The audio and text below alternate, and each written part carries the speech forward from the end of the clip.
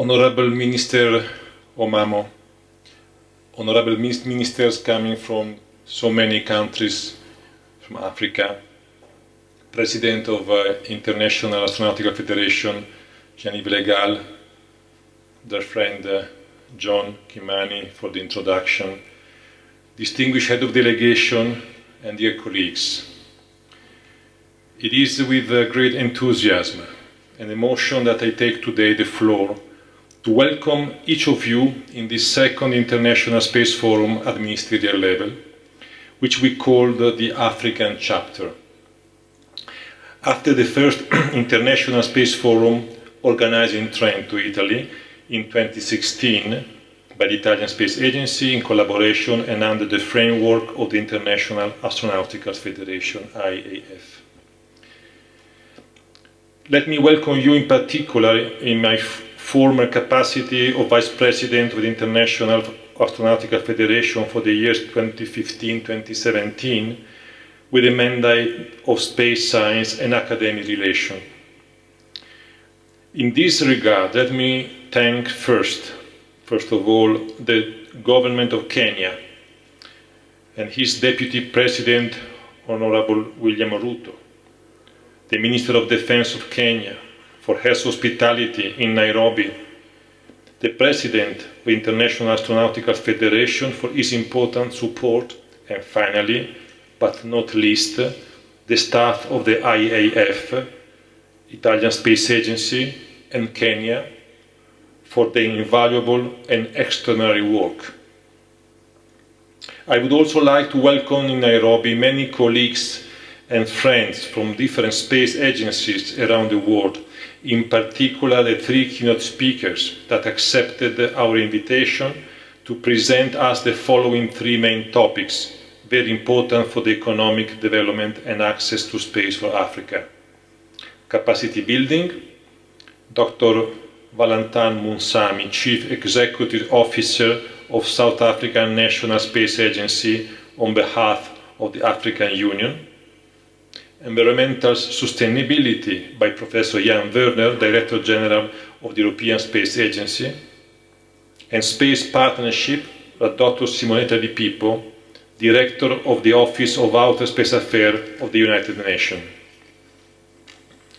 Distinguished delegates, we decided to call this second forum Space Science and Academia for Sustainable Development of Africa, because we believe that the knowledge and expertise existing in the universities and academia can and should be exploited to find better solutions to the global challenges that afflict humankind and, in particular, to the African needs.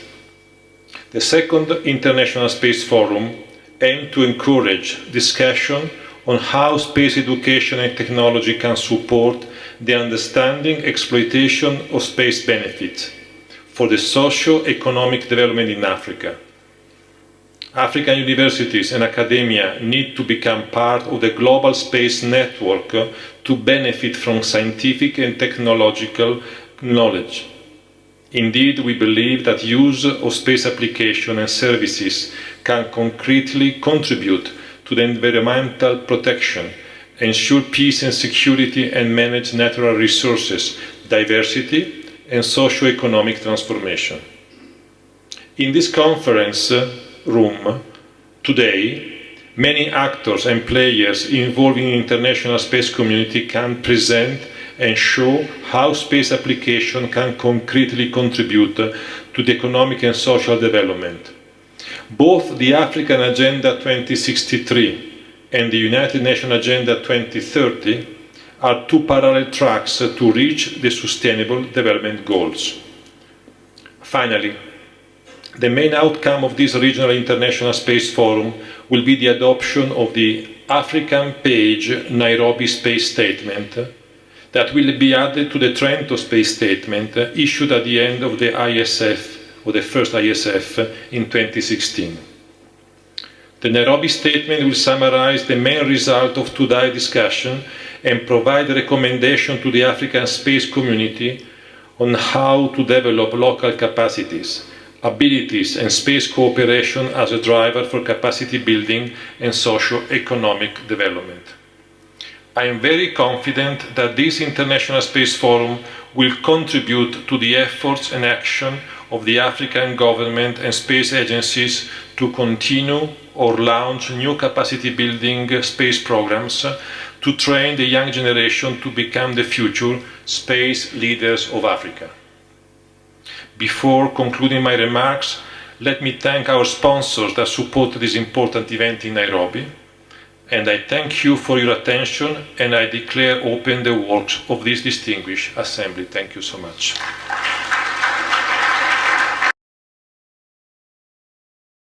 Good morning, distinguished ministers, distinguished heads of delegation, dear colleagues, and ladies and gentlemen.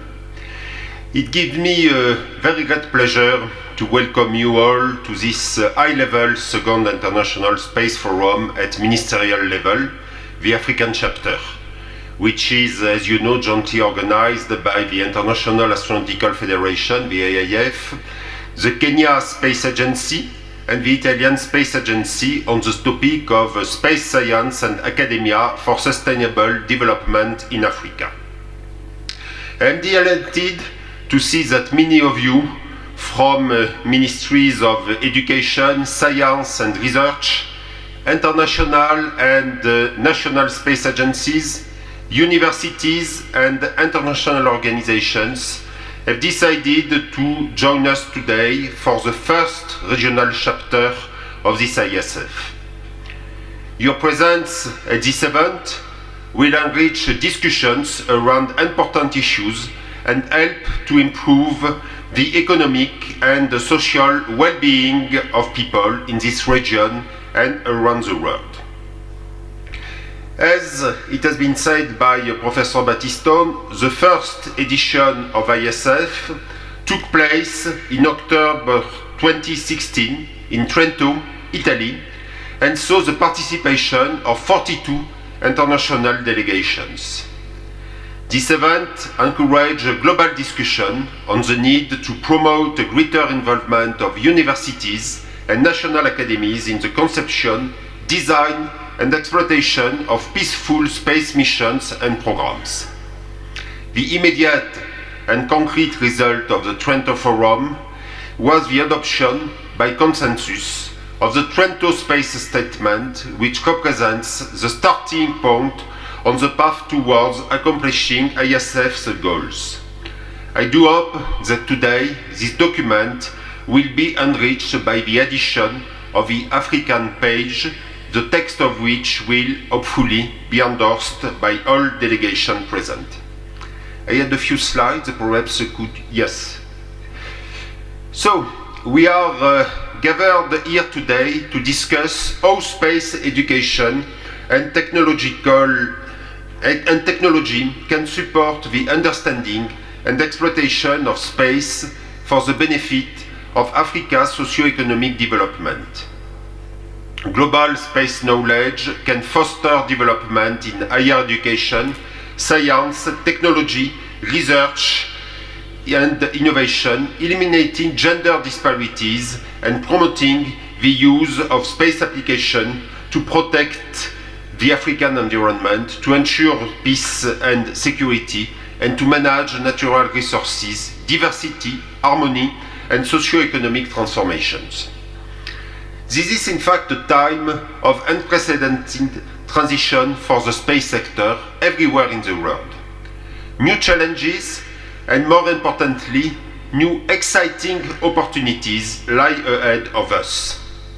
IAF, the International Astronautical Federation, as the principal international space advocacy body, can and will play a pivotal role in assisting its members worldwide, analyzing the implications and understanding this transition globally and regionally.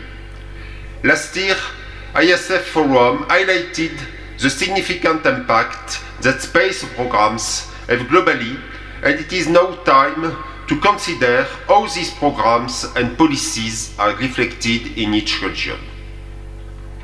Seeing such regional diversity here today shows that we are all share common goals. We have to work together within the space community by involving not only space agencies, industries and academia to achieve our goals, but also by urging governments and politicians to support our efforts towards a better future. Now, I would like to say a few words about diversity. Because when I was elected the president of IIF 2 years ago, I felt the need to set concrete long-term goals for our federation to guarantee its sustainable development, taking into account and responding to future global challenges. With all the vice president and the bureau of the IIF, we've therefore conceived the IIF Global Innovation Agenda 2016-2019, based on the principles of preserving our heritage and building on existing strengths, listening and opening up to the world, preparing the future, and most importantly, connecting all space people. To implement this agenda, an important focus has been and will be given to key elements such as reaching out to emerging and developing countries and fostering the principle of 3G diversity, standing for geography, generation and gender. In other words, we want people from everywhere in the world, we want to have younger people, and we want to have a number of ladies, which is not so frequent in space community. I am happy to see that the recently elected IIF Vice President for Emerging Nations and Developing Countries, Val Monsami, is here with us today. Val and Roberto Battiston are also co-chairing the IIF Working Group on Emerging Countries, and I am very excited to announce that they have very tangible plans for the Federation and its partner organizations to foster closer participations by emerging countries in IIF activities, provide the knowledge and expert support to emerging countries, and finally, to produce concrete benefits for these regions. A few words about the next steps which are in front of us. I would like, first of all, to mention that at the invitation of His Excellency Mohammed VI, the King of Morocco, we have started to organize a global conference on space for emerging countries in Morocco in 2019, next year, and I believe many interesting inputs for this conference will come from today's forum.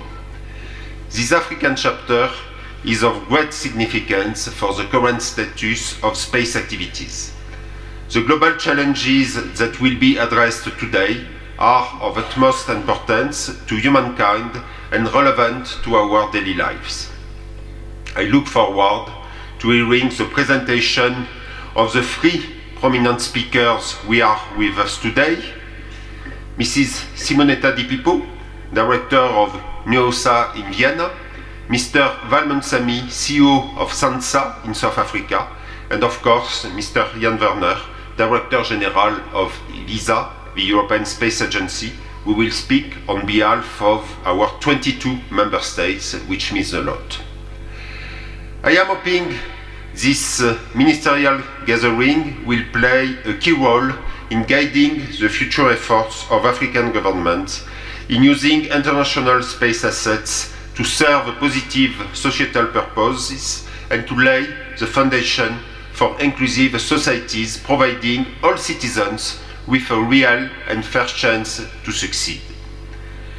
I would like finally to take this opportunity to thank once again Roberto Battiston for leading this great initiative and John Kimani for bringing the Forum for Africa for its first regional chapter.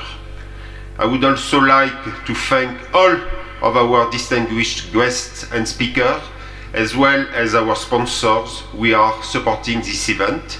Sincere thanks also go to all the organizers and to the Kenya Ministry of Defense, the Kenya Space Agency for hosting us in this beautiful green city in the sun.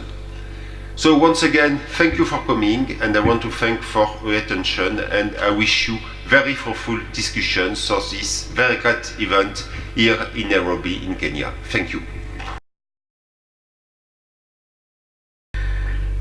My colleague, Professor Sali, Minister of State of Higher Education and Research of the Republic of Sudan, the Permanent Principal Secretary of the Ministry of Defense, the President of the Italian Space Agency, the President of the International Astronautical Federation, ambassadors, heads of delegation, ladies and gentlemen. It is my honor to welcome you to Nairobi, Kenya, on this auspicious occasion of the Second International Space Forum for the Africa region. This is the first time this conference is being held in Africa, and we are truly delighted to host all the distinguished delegations present here today. I also bring you greetings from His Excellency President Uhuru Kenyatta, who is a keen supporter of Kenya's space sector. At the end of the meeting that we will have today, I'll report to him on our deliberations and resolutions. This forum is a result of a shared vision between the Kenya government, the Italian Space Agency, and the International Astronautical Federation. It is intended to invigorate and elevate the discourse on Africa's space sector to its salient place and to explore and affirm the linkage between space technology and Africa's socio-economic development. As the ministry charged with the onerous task of accelerating the growth of Kenya's space sector, we are very pleased to be part of this important conversation. We are acutely aware that space-based technologies and solutions must address the needs of our people and produce a tangible development dividend. For instance, space technology must connect with the rural African woman to reduce hardships brought about by scarcity of water and falling agricultural yields. This is how space technology will touch the hearts of our people and develop in ways that support our needs. In this regard, we also concur with the key objective of the African Space Strategy, which is to transform Africa's resource-based economies into resilient and vibrant knowledge-based economies by exploiting the vast opportunities presented by space science and technology.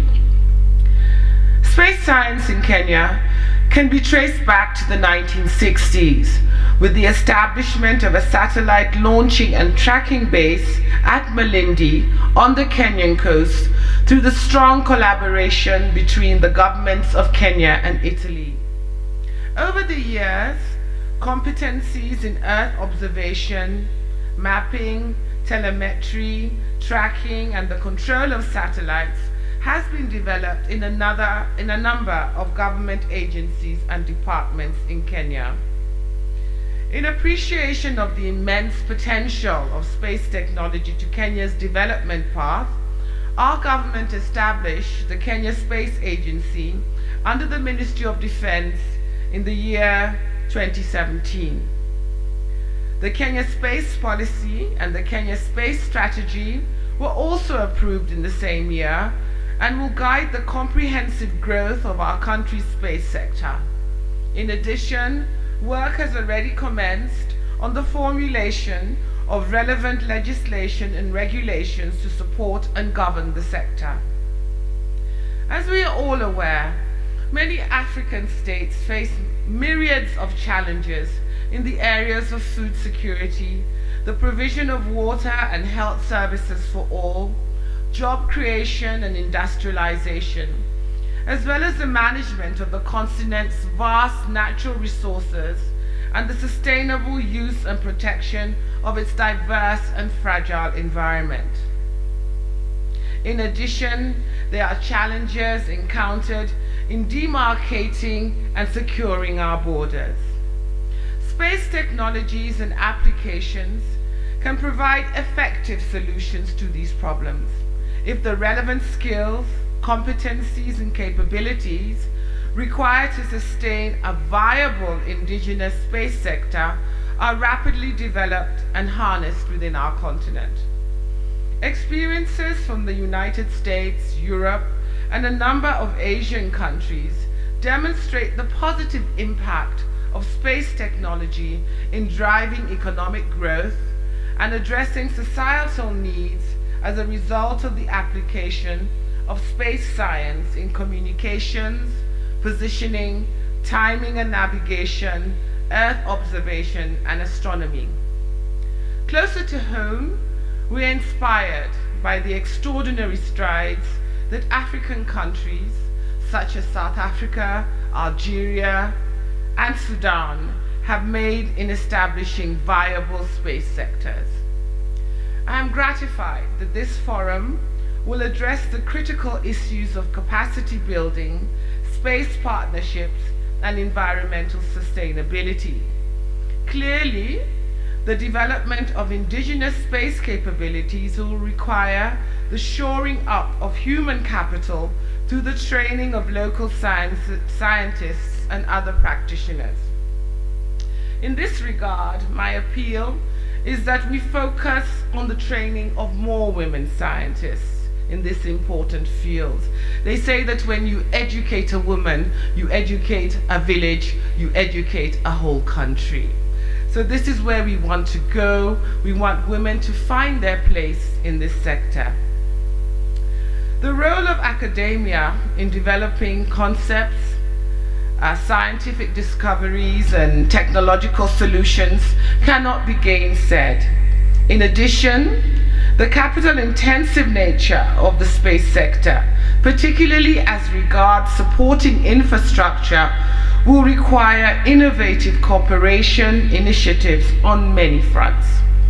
We hope that through our deliberations today, new ideas will emerge regarding the sharing of knowledge and skills through viable capacity building programs.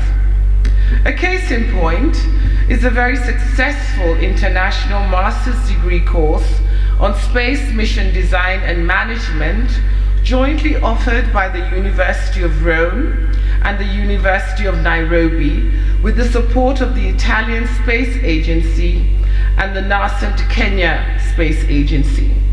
This program has enabled the design and development of the first Kenyan University nanosatellite, which will be launched later on in the year through further collaboration with the Japan Aerospace Exploration Agency and the United Nations Office of Outer Space Affairs.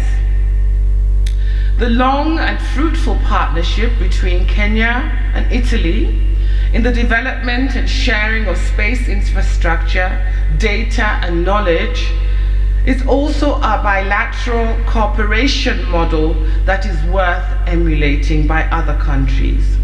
Our hope is that this forum will also inspire greater collaboration between African countries in line with the African Space Policy and the African Space Strategy. It is our duty as African countries to achieve the vision of an integrated African space program. This must continue to be our target, and we must start in our own countries and in our own regions. The subject of environmental sustainability also requires our urgent attention. The onslaught of climate change and environmental degradation has exacerbated poverty, hunger, underdevelopment, and youth unemployment on the African continent. Our discussions today ought to explore the practical steps that can be taken in a collaborative manner to manage natural disasters such as prolonged droughts, which are often cross-border in nature, through space-based technologies. Climate change presents one of the greatest threats to Africa's development, and we must leverage space technologies to effectively monitor weather patterns, increase agricultural yields, preserve our forests and marine ecosystems, and to build resilience in our communities. The product of this conference will be the Africa page, which will raise Africa's voice in the space science technology discourse and underscore our continent's priorities regarding the themes of this conference. I would urge you all to add your perspectives to this document, to enrich it and to own it. In closing, I wish to point out that this conference could not have come at a better time for Kenya's space sector and our government's Big Four transformational agenda, which is focused on food security, universal healthcare, manufacturing, and affordable housing. We are convinced that the achievement of these goals will be facilitated through the application of space science and its derivatives. For instance, the better use and analysis of remote sensing data and satellite imagery can assist us in predicting and militating against the impact of climate change on food security. The same Earth observation technologies offer us an opportunity to identify and better manage water resources for irrigation and animal husbandry. Furthermore, we intend to use satellite communications technologies to exploit the vast potential of telemedicine in order to accelerate the provision of affordable healthcare to all our citizens. Additionally, we expect that increased investment in space science and research will spur industrial growth and job creation through the production of high-tech goods and services. Finally, through concerted geospatial mapping and land surveying, land titling will be accelerated in our country. Security of tenure, as you know, is essential for substantial investment in urban and rural housing. These goals cannot be attained solely through our own efforts and resources. Therefore, we look forward to engaging in fruitful discussions with the delegations and agencies present here today on possible partnerships and collaborative programs. As is often said in Africa, if you're going to go somewhere quickly, you go alone. But if you want to go far, you travel with your friends. And we are so pleased that we have so many friends present with us here this morning.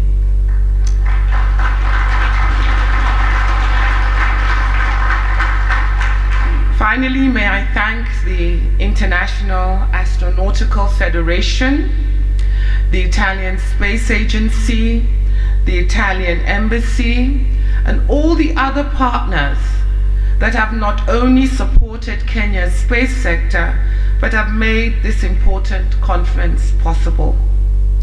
I also express my gratitude to all the delegates that have set aside time to attend this important event. We look forward to listening to your investigations, to your interventions. We look forward to learning from you. We look forward to following you as you lead the way towards a vibrant and well-managed space sector for our continent. I thank you. I say asante sana, and I'm delighted to now declare this forum officially open. Thank you very much.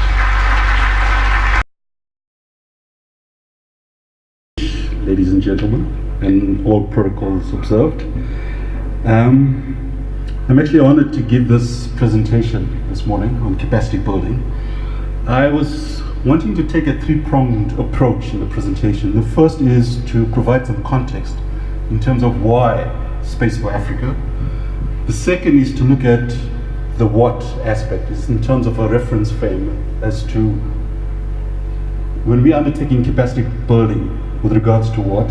And then the third is to the how part. What can we do to move this forward? So why space?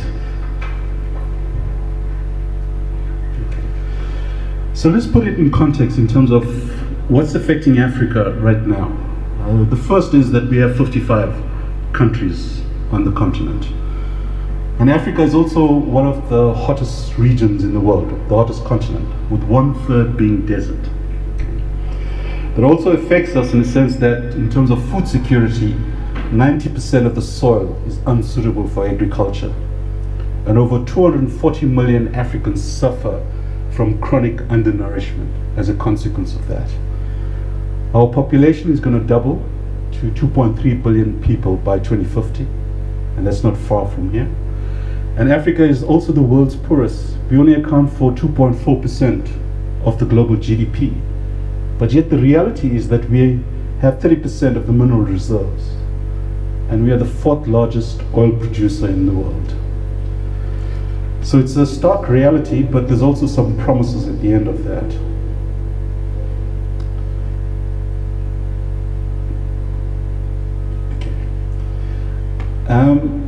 If you overlay the Sustainable Development Goals on those challenges, obviously the depth of the problem becomes even bigger.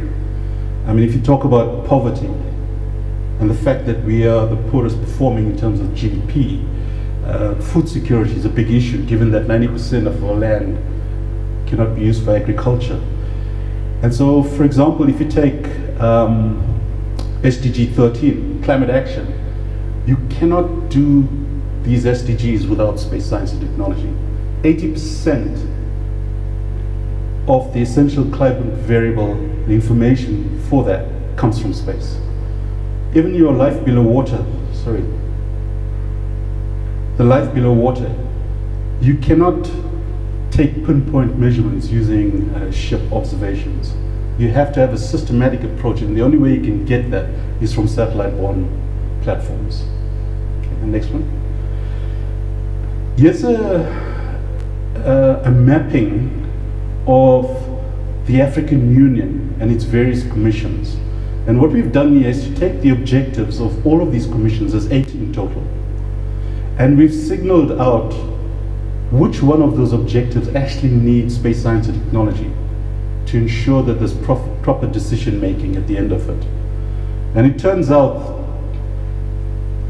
so next slide, that of the 40 objectives in total, 35 of those objectives require the use of space applications. And that this is one of the reasons why the African Ministers of Science and Technology, Meteorology and ICT decided that Africa needed an African space program, because it has to talk to this slide here, essentially. Next one. But if you look at it from a spatial perspective, okay, if you look at the map of Africa, the total square area of Africa is 30.3 square million kilometers. And yet if you clump the USA, Argentina, India, Europe, China together, the total land surface area is 30.2 square million kilometers. So you look at the scale of the problem that we are dealing with vis-a-vis those countries that have space programs, and the level of maturity that Africa is at the moment against those countries. So we've got to play catch up, and we've got to play catch up very quickly. So why capacity building? And just a few pointers to remind ourselves why capacity building is important. And the first one is that capacity building is a means towards achieving a desired end. It's not an end in itself. And very often, you know, when we have bursaries and scholarships, we throw that out for postgraduate studies and then sit back. And actually that's not the efficient way of doing it. Those students must be absorbed into a pipeline, so there must be an end that we need to desire, that those students will work towards. It also ensures local capacity to deliver local solutions to local problems, because we understand the social context in which those problems exist. It also creates economic opportunities. So when you're having the cohort of intellectual capital, it helps to create economic opportunities, and it helps address our socio-economic environmental challenges. It also provides opportunities for and empowers our youth. So at the moment, Africa has a youth bulge. And what are we doing with respect to creating those opportunities for our youth? And space science and technology is one of those areas where the youth are attracted to in terms of science and maths. So it's actually a great attractor for science and maths studies. It also helps Africa, and I think the ambassador earlier in her statement referred to the transition from a resource-based economy to a knowledge-based economy. And many African countries, in terms of their own science policy, are driving this agenda quite hard, and capacity building is at the center of it in terms of making that transition. Next. So what is our reference frame? We started the journey in 2013 for developing the instruments for an African space program, and in 2016 January, the African Union Summit, the heads of state, adopted the African space policy and the African space strategy. So that actually gives us the blueprint for the African space agenda. And I'm not going to go through that because I'm talking specifically about capacity building. So the next slide. And I drew from the policy specifically in terms of references to capacity building from the policy. And there's 4 statements that I've pulled out. The first one is that Africa should develop and adopt essential space education programs and tools needed for capacity building. The second, and I'll come back to the Pan-African University Space Science Institute, that it should be strengthened to cater for the human resources requirements for Africa. The third one, and this talks about the industrial base, so it's right-sizing the market-based industrial capability in Africa with the relevant skills that we actually require for the industry development. And then the fourth one, and this is where the international partnerships become important. We also recognize that we don't have all the skill sets in Africa. So we have to capitalize on those partnerships. We're recognizing that there are capability gaps and using those partnerships to plug in those gaps. So how do we go about it? So I've given you a bit of context in terms of the underlying problem and why space is important for Africa. I've given you the reference frame in terms of the African space policy and strategy, which is driven by the African Union. And now I just want to look at a few pointers in terms of how do we go about it. So the policy and the strategy instruments provide that framework and the vision for an African space program. So what are the determinants for achieving this vision for an African space program? So you have the vision, and there are a number of determinants for ensuring that we achieve that vision. The first one, we must have the mission and the values. We have to define what the work program looks like, okay, the implementation framework. We have to have the necessary skills. We have to have the incentives. And the incentives for working in the space science and technology sector is the inspiration that comes with it. You have to have the resources, and you have to have an action plan. And if you have all of that in place, and if you implement along those lines, you will actually achieve the results. But there's a problem if any one of those are missing, there is a challenge. So take, for example, if your mission and values, your work program is missing, there's massive confusion if you take Africa as a whole. If you have the skills deficit, you create anxiety in the system. Okay? Because you don't have the required skills to actually deliver what you want to. Next. If you don't have the incentives, unfortunately in space science and technology we do have that, but if you don't, you have some sort of resistance for young graduates going into that discipline. And if you have the lack of resources, there's massive frustration. And I think this is what Africa is battling with at the moment, because we have limited resources in terms of finances, not natural, but finances, and it does create a lot of frustration. And the next one, and if you don't have an action plan, you're actually running on a treadmill, but getting nowhere very fast. Okay, so you're kind of running on the spot. So you need all of those to essentially give you the results that you want. Okay, next one. So I'm going to tackle it from a piecemeal point of view in terms of the mission and values. So in this room we have a mix of emerging nations where countries are just starting to develop the space programs, the policy and the strategy instruments. And then you have developing nations who have started that process but are still maturing. And at the other end is the developed nations, nations who are currently right at the forefront. Okay, so let's look at what's affecting us as emerging and developing nations. It's the political support. That's the first and foremost thing you need to do at a national level, is to get the political buy-in. You need the financial resourcing once you have the political buy-in.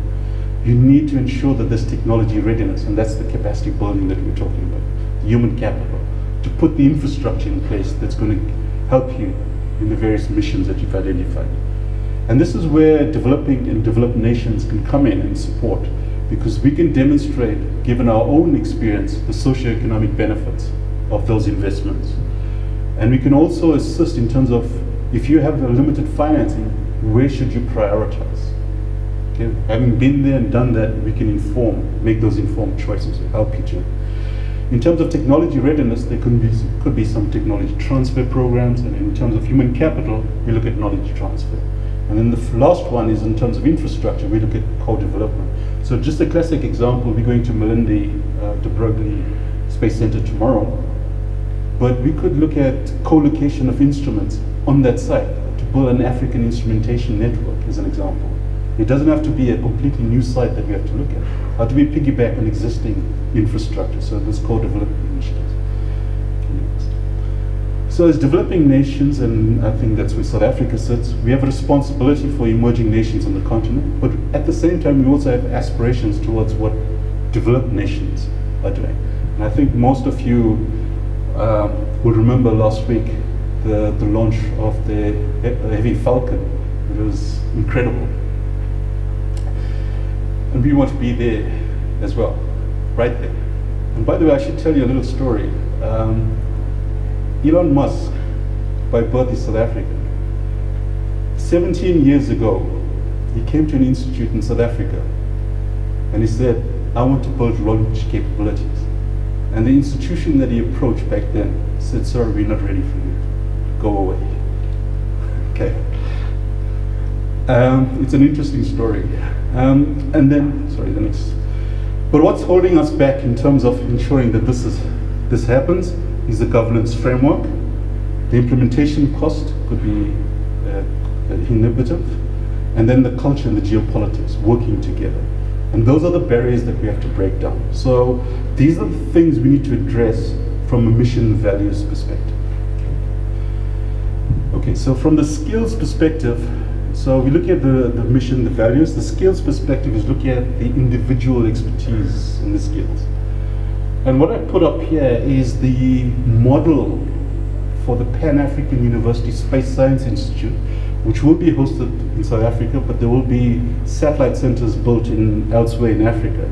But essentially, there will be 7 universities involved in South Africa that are currently already engaged in these various areas. It is looking at space applications, space engineering, space science. And so on the space applications, it's Earth observation, satellite communications, navigation and positioning. And then on the satellite engineering, it's satellite engineering and ground segments. And then the space science, it's astronomy and space physics.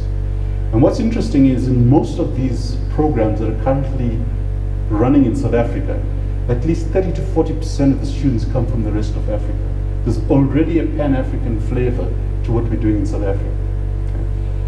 And so when the Pan-African University is formally set up, then students from the rest of Africa will come through to a formal program that's recognized by the African Union. So how do we deal with the incentives, the resources, and the action plan? And this is as a collective for Africa. So as I mentioned, there's the African space policy and the African space strategy, and those are high-level reference frame. And so at the moment, there's a 2-tier approach, a sort of a top-down and a bottom-up approach. The top-down is what's driven by the African Union establishing an African Space Agency, very much like the European Space Agency. But we also have to be mindful that the capacity currently existing national space programs, both in terms of infrastructure, expertise, and skills. Okay. So how do we bolster the national space programs to assist in implementing the African space program?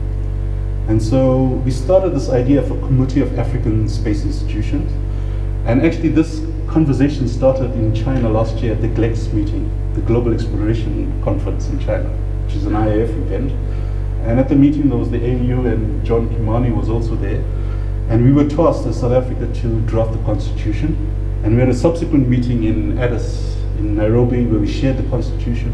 And a number of the space agencies were quite excited by this. And I think there was a conversation last week in Vienna as well around this. So I'm just going to talk a little bit about this because I think it's an appropriate vehicle to give momentum to what we're trying to achieve on the African space program.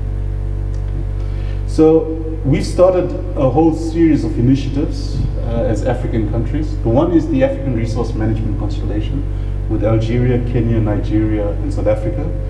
It has staggered a bit, but I think we more recently starting to have a conversation as to how do we make this a reality. And there are a few countries that are already developing satellites for this constellation, including South Africa. We've also started to look at an African data-intensive research cloud because we have some research, high-performance computing capabilities in South Africa. We've started to train capacity in other African countries, and this was mainly driven by our involvement in the Square Kilometre Array, but we thought it would be appropriate to bring that and use that platform for Earth observation, remote sensing, and space applications. I've talked about the African instrumentation. The satellite data is one aspect, but the in-situ data and the marriage of the in-situ data with the satellite data is very important. So we need to look at an African instrumentation network. We also have an initiative from GEO, the Group on Earth Observation, where there's an African focus on the Group on Earth Observation system of systems. How do we plug in the disparate systems, including on the continent, and plug them together so we have one system of systems? I've talked about the Pan-African Space Science Institute and any other flagship projects that we can identify. And so this is what the Committee of African Space Institutions can focus, to have viable programs on the ground that we can start implementing as a collective in partnership with each other. Okay? And so the CASI is around space agencies working together on collaborative programs, and then it's more or less about, sorry, next button, developing nations working side by side with emerging nations to build that capacity. And this is my last slide. Why does CASI, and I've not spoken about the African Space Agency because that's a political process that's driven by the African Union.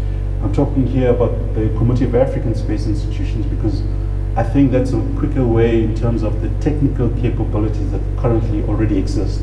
So it fosters greater collaboration and greater levels of innovation between the agencies. There's a sharing of resources, so obviously the economies of scale is reduced so that we don't have to foot the bill solely by ourselves, but we can share that burden. And there's also less bureaucracy, greater agility, because we can, as heads of institutions, define what we want and not go through a political process. There's also lower levels of integration where the agencies are actually working with the local industries, the public, and the governments in their respective countries. So we are already plugged into that system. And we can also ensure service integration given the interfacing with the local communities and the communities of practice. And there's also a sharing of experiences because in terms of maturity levels, we might be at different levels, but by working together, we can learn off each other and look at the best practices. And there's also direct access to experts, infrastructure, and technology. So there's a huge benefit by agencies actually working together. And just my parting point, it's also very important that as we establish this platform, we work with the likes of the IAF, the United Nations Office for Outer Space Affairs, the Group on Earth Observation, because there's a number of initiatives there that we can pull down as developing countries for our own experience and learning as well. So thank you for listening.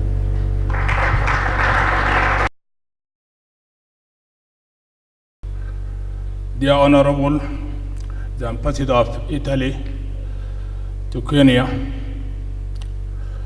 His Excellency, the Honorable of the Italian Space Energy, our agency, President and the Director of Kenyan Space Agency, head delegates, ambassadors of the African countries to Kenya. It is my gratitude and thanks are due to the Kenyan government and the Ambassador of Italy, the International Astronautical Federation, and Kenya Space Energy Agency for the kind invitation to the Sudan delegation to participate in this forum of space, science, and academia for sustainable development in Africa. It gives us a very good opportunity among the African countries to exchange knowledge and information and success stories among themselves by the help of the regional and international organizations like UNUSA and the rest of the institutions. Sudan program has started in 1973. It targets all the matters relating technologies for the space, remote sensing and telecommunication, and developing a space program available to Sudanese institutions to work under the Sudanese space program to develop and integrate space programs to accommodate this program in theory and practice through the manufacture, supply, installation, and operation of ground stations and space objectives or objects and underneath space.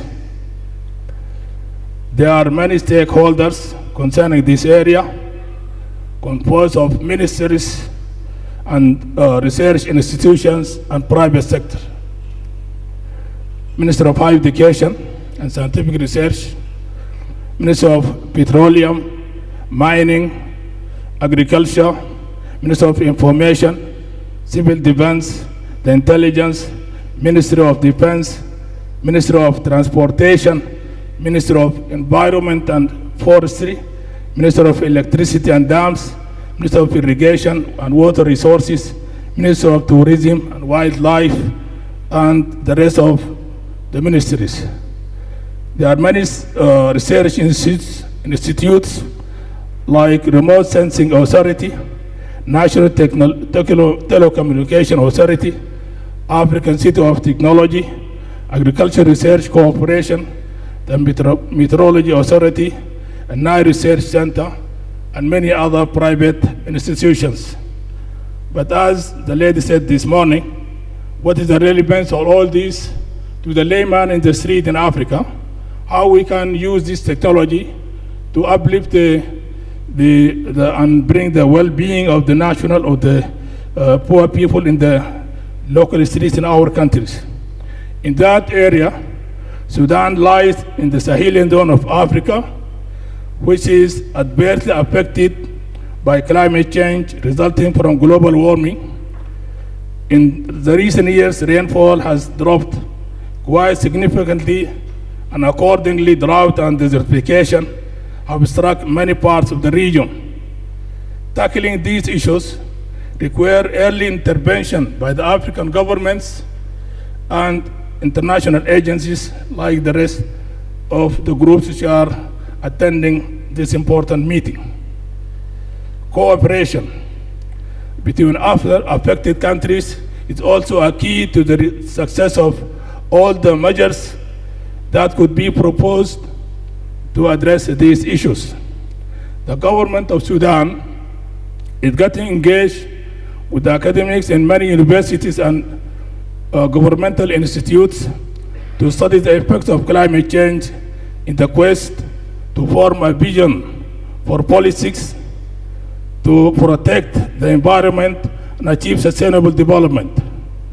The Institute of Environmental Research is one of a number of institutes under the umbrella of the Ministry of Higher Education and Scientific Research is predominantly concerned with the environmental issues and sustainable development. A good number of academics and researchers in many universities in Sudan assist the government to achieve the required objectives. I mentioned the Water Resource Center for the University of Khartoum as one example. The material collected from space and remote sensing technology provide most of the data necessary for this analysis.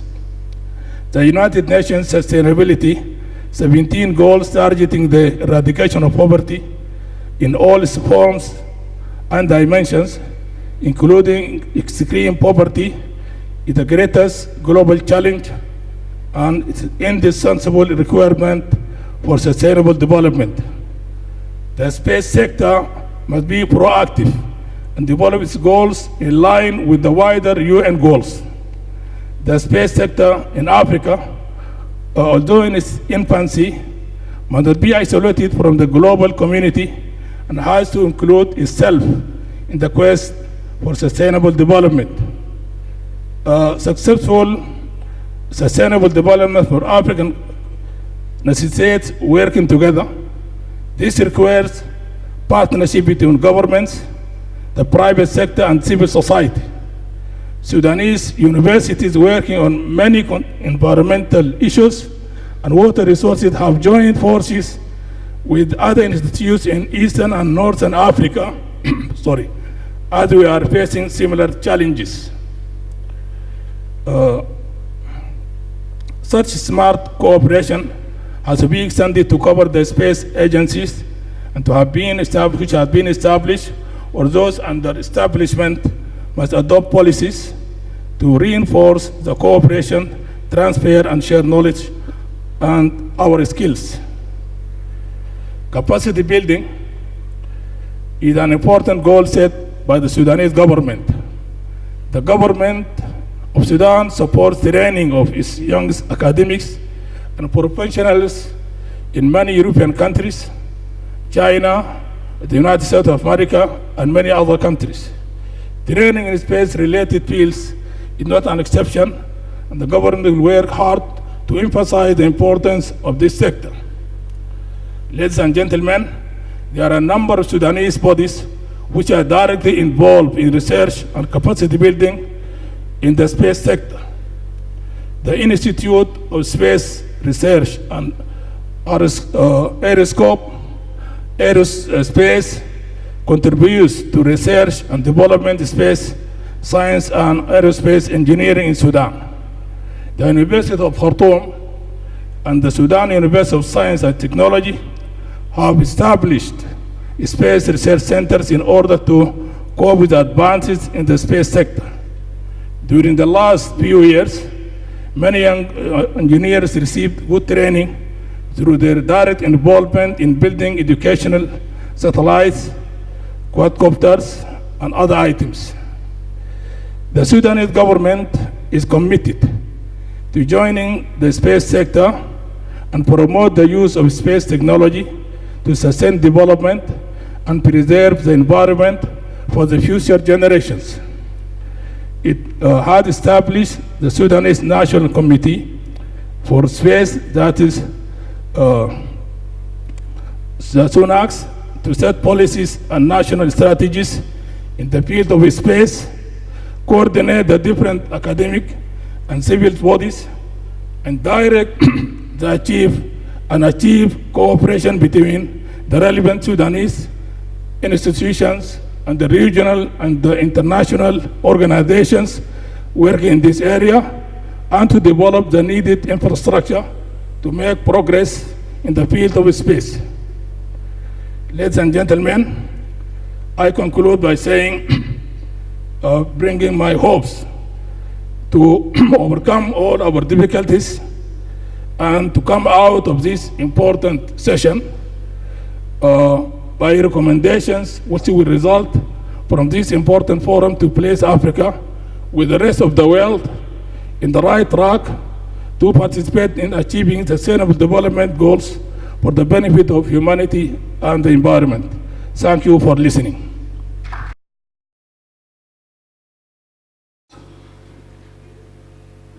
Je suis là au nom de la délégation de la RDC. Je m'appelle Thierry Balimwacha. Je suis diplomate au sein de notre ambassade ici à Nairobi. Je profite de l'occasion pour présenter des excuses au nom de notre ministre en charge de la recherche scientifique qui, depuis hier, devait participer à ces forums internationaux. Et malheureusement, il ne s'est pas présenté.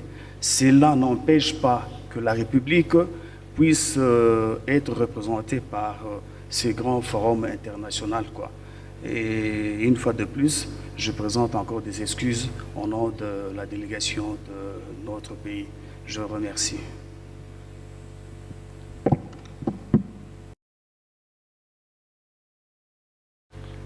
Excellencies, on behalf of the Algerian delegation, I would like to express my most sincere thanks to the Kenyan authorities for the warm welcome we received and for the kind invitation extended to us by Mrs. Rachel Omamo, Minister of Defense of Kenya, to take part to the second International Space Forum, the African chapter. My thanks also go to the organizers of this forum, the government of Kenya, the International Astronautical Federation, the Italian Space Agency for the excellent organization of this event and for the relevant choice of topics for this forum in line with the Sustainable Development Concerns of Africa. This event offers to us an exceptional opportunity to exchange and share experiences and information on the progress made by African states in the field of space for the well-being of populations and socio-economic and cultural development in Africa. Excellencies, ladies and gentlemen, in Algeria, the Algerian Space Program is a reference tool for space policy in supporting sustainable development. The Algerian Space Agency, which is a government space policy instrument, developed the National Space Program, which focuses on 4 key priorities. First, implementation of Earth observation and telecommunication systems projects and participation in international satellite constellation projects.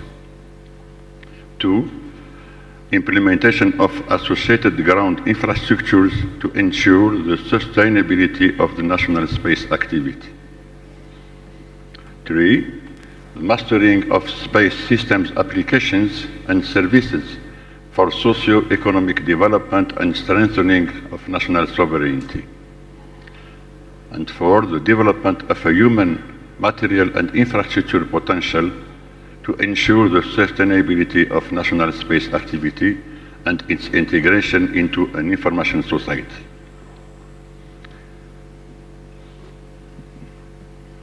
Since 2002, Algeria put in orbit 6 satellites. 4 Earth observation satellites, ALSAT-1 in 2002, a mean resolution satellite, its end of life occurred on 2010. ALSAT-2A, a high resolution satellite in 2010, which is always in life. ALSAT-2B, the same high resolution satellite in 2016, constitutes a constellation with ALSAT-2A. ALSAT-1N, a main resolution satellite to continue the mission of ALSAT-1, launched in 2016, and ALSAT-2B. ALSAT-2B and ALSAT-1N has been integrated in Algeria by Algerian engineers in our own facilities in Oran. And ALCOMSAT-1, a geostationary telecommunication satellite, launched on 11 December 2017 from China. Our space program is very ambitious, and we hope to share our experience with our African countries. ALCOMSAT-1 will provide Algeria with essential communications relays in the event of a major disaster, and will contribute to improving long-distance communications and opening up remote regions, in addition to providing a range of commercial services from broadcasting, TV and radio packages to data transmission, tele-education and telemedicine. Algeria, through its space projects and the Doctoral School of Space Technology and Applications in partnership with national universities, has trained more than 400 experts in both academic trainings, doctors and masters, and through the project in the different specialties of space technologies and applications.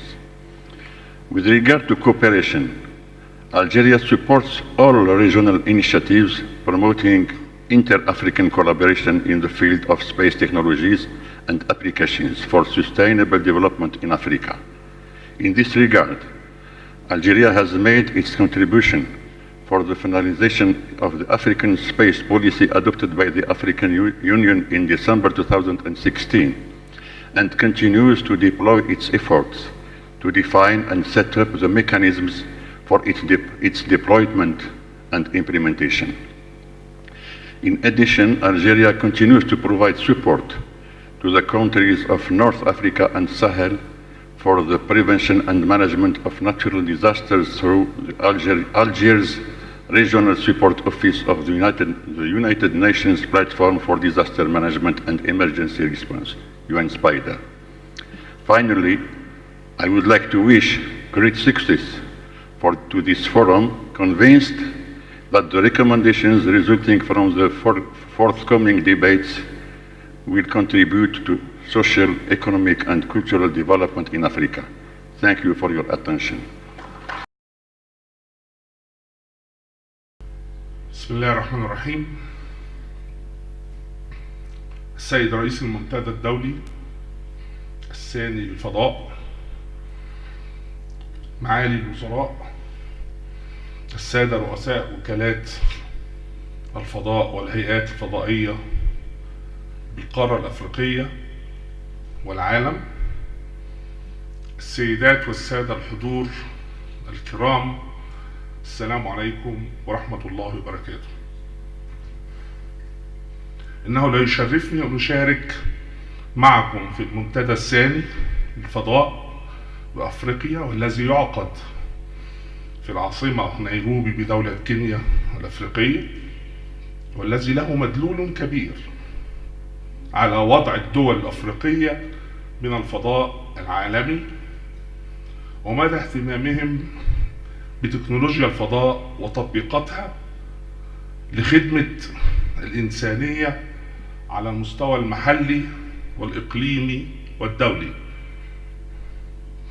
يأتي هذا الاجتماع في إطار تنفيذ أهداف الخطة المعنية بمجالات العلوم والتكنولوجيا والابتكار، والذي انتهى المنتدى المقام له بجمهورية مصر العربية والذي ينظمه الاتحاد الأفريقي في اليوم الفائتين، ويهدف إلى تعظيم الاستفادة من الموارد وبناء رأس مال شبابي بشري من القارة الأفريقية لتمكين الشباب الأفارقة المبدعين وصولا إلى اقتصاد المعرفة والنمو الخطري. وأنه لا يشرفني أن أنقل لسيادتكم تهاني الحكومة المصرية ممثلة في معالي وزير التعليم العالي والبحث العلمي لهذا المنتدى الذي يناقش موضوعات ذات الصلة بتكنولوجيا الفضاء وأهميتها للقارة الأفريقية. والتي سيكون لها مردود على شعوب القارة لتحقيق الأجندة المشتركة لأفريقيا 2063 وتحقيق أهدافها الست، وهي الحد من الفقر ومنع انتشار الأمراض والتواصل والحفاظ على الفضاء الأفريقي الخارجي وبناء المجتمعات الأفريقية وخلق الثروة، وذلك من خلال تحسين الوضع الاجتماعي والاقتصادي ووصولا إلى مستقبل أفضل لسكان قارة أفريقيا. ولا بد من مشاركة كافة الدول الأفريقية بفكر ونسيج موحد لتحقيق هذه الأجندة الطويلة الأمد ولإنجاز هذه الأجندة التنموية لدول أفريقيا. ومصر جزء من هذا النسيج، تسعى جاهدة في مد يد المشاركة والمعاونة لكافة الدول الأفريقية لبناء اقتصاد معرفي مبني على العلوم والتكنولوجيا وخاصة تكنولوجيا الفضاء. وفي هذا الإطار فإنه يشرفني أن أنقل إليكم أن جمهورية مصر العربية تهتم بعلوم وتكنولوجيا الفضاء لخدمة المجتمع منذ عام 1970، حيث تم افتتاح مركز الاستشعار من البعد، والذي تطور حتى وصلنا إلى الهيئة الوطنية، وهي هيئة الاستشعار من البعد وعلوم الفضاء، والتي اكتملت وامتلكت العديد من الإمكانات، من بينها محطة الاستقبال ومعامل للتصميم والتصنيع، بالإضافة إلى قواعد البشرية العلمية والفنية. كما أطلقت مصر سلسلة من الأقمار الصناعية لأغراض الاتصالات والبث الإذاعي والتلفزيوني، وكذلك أقمار الاستشعار من البعد. استطاعت مصر أن تبني قدرتها الذاتية في علوم وتكنولوجيا الفضاء، واعتمدت على شراكات مع أطراف عديدة ساهمت وتساهم في دفع القوة الفنية والتكنولوجية لمصر. شاركت مصر في كافة الأنشطة الفضائية في قارة أفريقيا، وكان لها دور فعال مع الدول الأفريقية والاتحاد الأفريقي في إعداد سياسة واستراتيجية الفضاء بأفريقيا، كما أنها تساهم وبقوة في تنفيذ هذه السياسات والاستراتيجيات على أرض الواقع من خلال مساهمات فنية ومالية لدفع عجلة تطور تكنولوجيا الفضاء في القارة. السيدات والسادة الحضور، اسمحوا لي أن أنتهز هذه الفرصة لتهنئة شعب أفريقيا بإقرار الإطار المؤسسي والقانوني لوكالة الفضاء الأفريقية، والذي اعتمد في القمة الأفريقية الفائتة في يناير 2018. كما أدعو كافة الأطراف للتعاون والدعم لتنفيذ هذه السياسة وللنهوض بالقارة الأفريقية وتحقيق النهضة الاجتماعية والاقتصادية.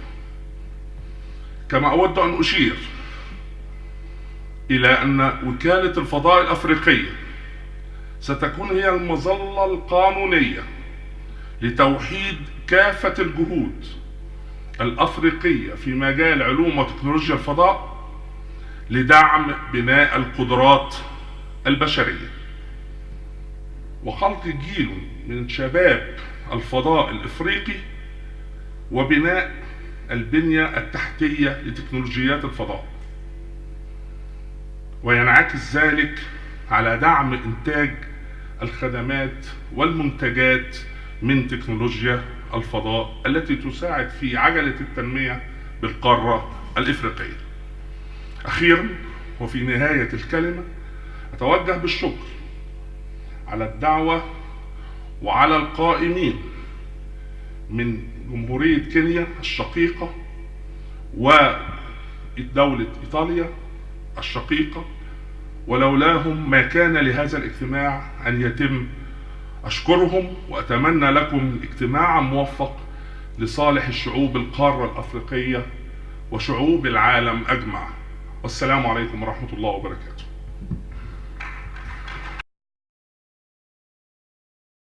Your Excellency, the Kenyan Minister of Defense and Cabinet Secretary,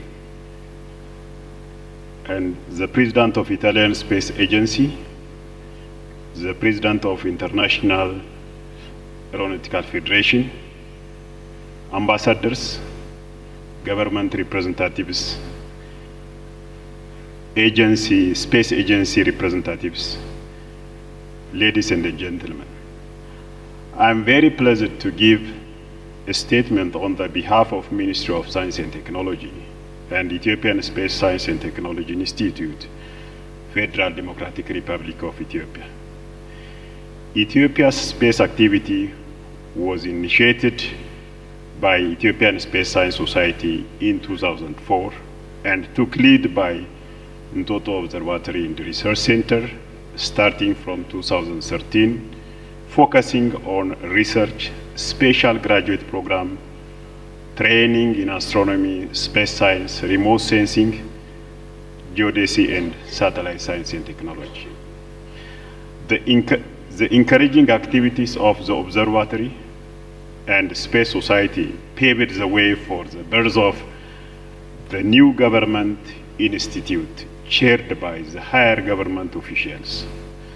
Considering the importance of space science and technology for overall development, even to use properly a plot of land and a water from land, a national and international collaboration, Ethiopian government had established Ethiopian Space Science and Technology in 2016 to lead and coordinate all space activities representing the country in all international space-related affairs and the country's engagement in space-related collaboration, and ensuring the implementations of treaties and laws that Ethiopia has ratified or signed. Taking this opportunity, I encourage all my colleagues, space agencies, international organizations, industries, and space communities to reach Ethiopia through this agency.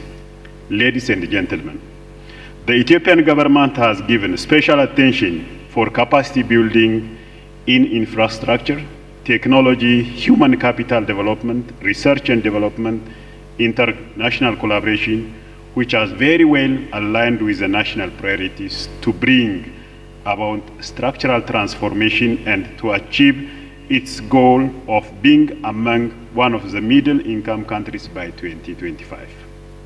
Space program has got the government's attention to fulfillment of the above goals.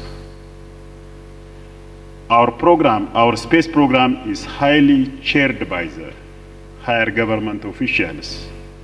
Ethiopia's geographical location and topography is highly attractive for observational astronomical research, both as optical and radio and space research. We are very much welcomed any interested party to work in collaboration with us. Ethiopia is actively working to promote the importance of a space program for Africa for sustainable development. The African Union is taking a critical and solid steps to establish African Space Agency in the effort to transform the role of Africa collectively from the user to significant contributor in space arena. As usual, Ethiopian wholeheartedly supports the success of the African space program and collaboration. In my belief, such fora have important to strengthen collaboration and partnership among us in the region and other parts of the globe. In such a way, we can discuss our common understandings and recommend the experiences and the challenges to use space program and to give momentum for space program in our prospective countries and collaboration.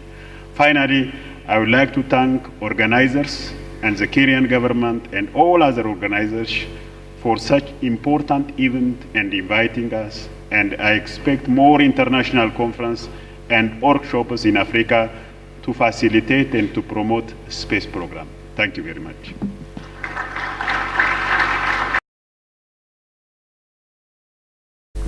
Heads of delegations, ladies and gentlemen,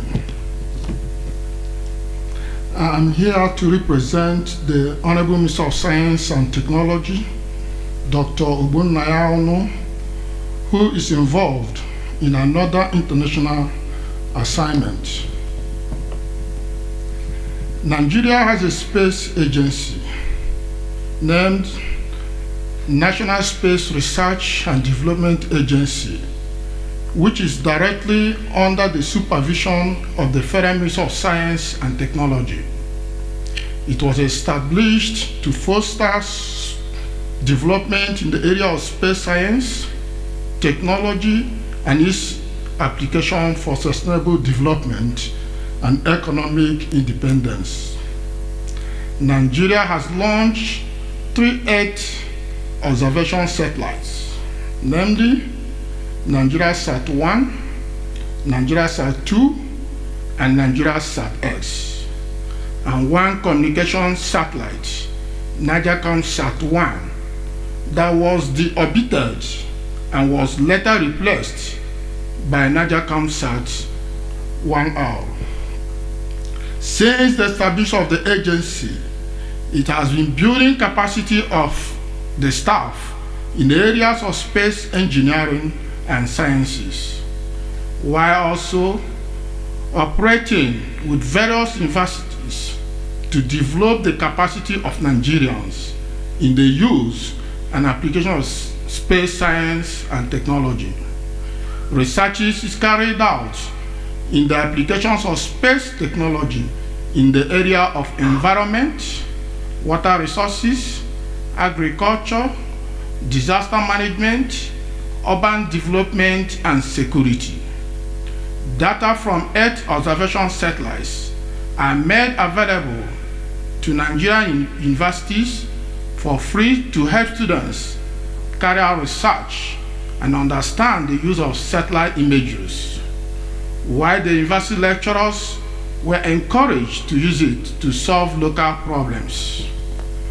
Nigeria is part of the United Nations Committee of Peace use of outer space. Also, data monitoring and constellation 1 and 2, and African resources monitoring constellations. Nigeria is also a member of GEO and GEMS. As a member of disaster monitoring constellation, we have contributed our data to the campaign on Amazon and also made such available for other parts of the world during the Qatar course.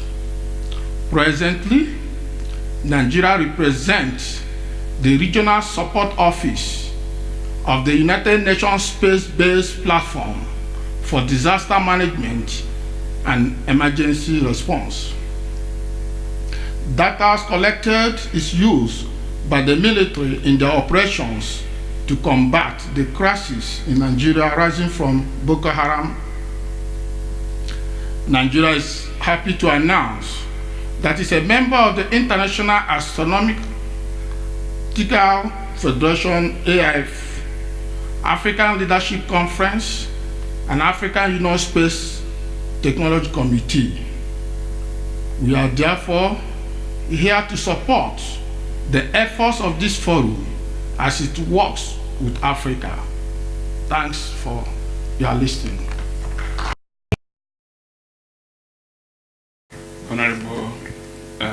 Michelle Omamo, Cabinet Secretary of Defense, ministers here present,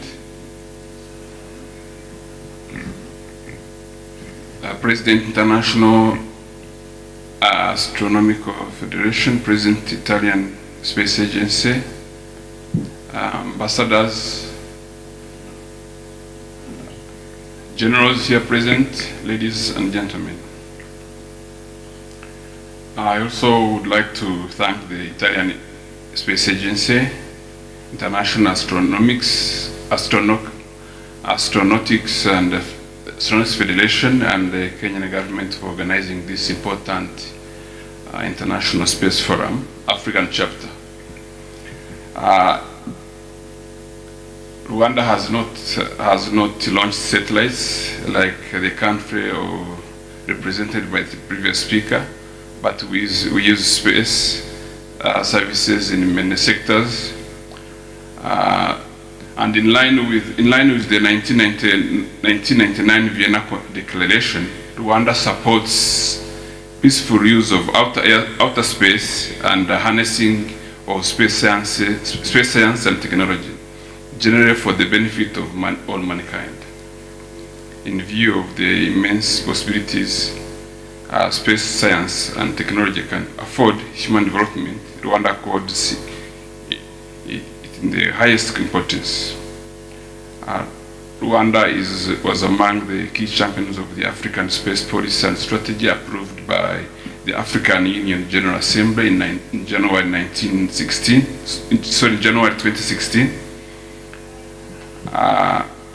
Rwanda has particularly taken advantage of advancements in Earth observation technologies, as well as increased accessibility and affordability of data deriving from space to improve the management of natural resources, enhance disaster monitoring and preparedness, environmental protection management, meteorology. For example, here Rwanda works with the MIT in installing observatory centers for detecting pollution and upper gases. Aviation, like green-based navigation and infrastructures that supports space design organization like CNS, ATM. Healthcare services,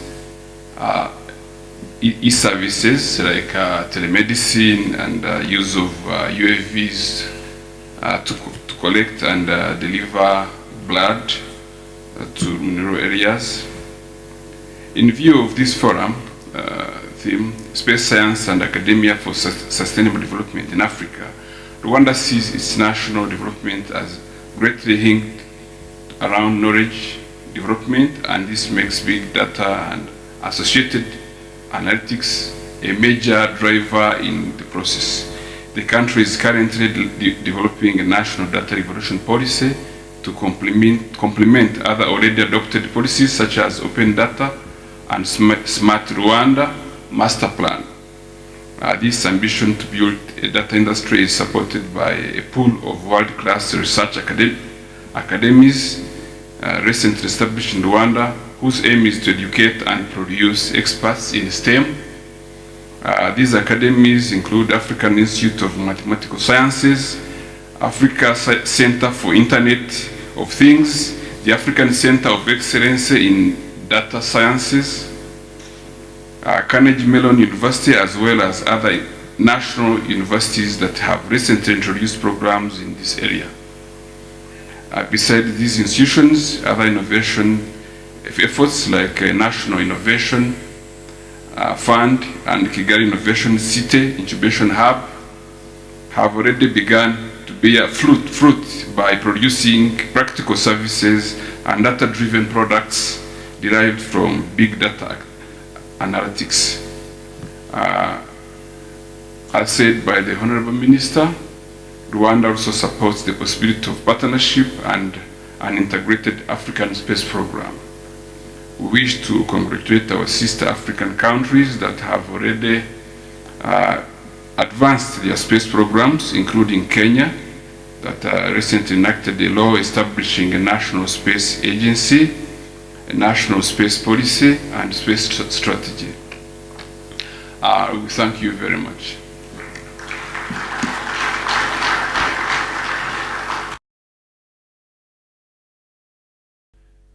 After listening to this first session, which has been started by this very interesting intervention about capacity building in Africa by our colleagues from the South Africa Space Organization, I noticed in the various intervention, the intervention that we listened to were varied. The experience and the development, the history of space is different for different countries, but this kind of common element everywhere. That two things are characteristic of Africa: is the young generation. Yeah, Africa is a young country, full of people which are ready to learn, are ready to be educated in STEM and utilization of technologies. And second, need driving the policies. There are a lot of implementation of space technologies, which in these countries, which has been recalled by someone, is a really large continent, which is encompassing the sum of very large countries, as a quantities of different needs and urgent requirement for development, which really can drive implementation of space policies and space technologies in a very effective way, because the benefits are visible, the needs are pushing towards implementation because the benefits are really in front of us. So I think both in reaching a result which sometimes are alternative to standard type of infrastructure. Space can help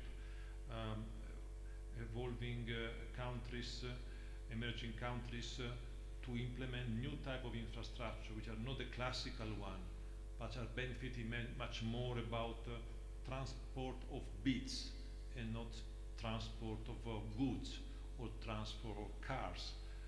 So transferring of information can really cut corner, make it shorter the implementation of a modern society. And I think this was very clear from the various interventions which we heard this morning. Another thing which was very clear in listening to the various interventions is that Africa is the African countries are a good example of a potential for organizing a space organization for this continent. I mean, I know that there are work going in this direction. I think this is clearly a way that, for instance, in Europe, we have anticipated. We listened to Professor Werner, the DG of ESA. ESA is an example how countries in Europe, 22 for the time being, of different size, different maturity in space evolution and technologies, have successfully joined together and having a benefit for both for the strongest and for the less developed from the space point of view, because the union make the strength. I think also that is very visible in Africa. Opportunity like this one today show clearly in front of us, in front of you in particular, this potential to be exploited because of the reasons which I mentioned before. You have a potential for the young generation if you have a variety of needs which are really pushing strongly towards this new type of technology which space can be providing. So I hope this discussion will continue in the afternoon with the other two, accompanying the other two plenary talks, and I'm really very glad that we get this opportunity to listen to so many contributions in this contest, and to see that there is a very strong will to collaborate, because space is about collaboration. some intervention recalled that the peaceful use of space is fortunately enough the basis of all the space we are discussing about. This was decided long ago in a context which was not very peaceful. There were tensions, but nevertheless the biggest country, the one which were on ground fightings, having very difficult relation, agreed that in space we should keep working in a peaceful manner. So peaceful manner, no boundaries, opportunities for future benefit in society. We are just at the beginning of a long journey. Minister Mamol told us before that if you go alone, you go faster, but then you probably stop because you get tired. If you go together, we have much more potential, and I think this is maybe the key statement we get out of this morning session, working together for the future of mankind, in particular for the future of this great continent, which is Africa. Thank you so much.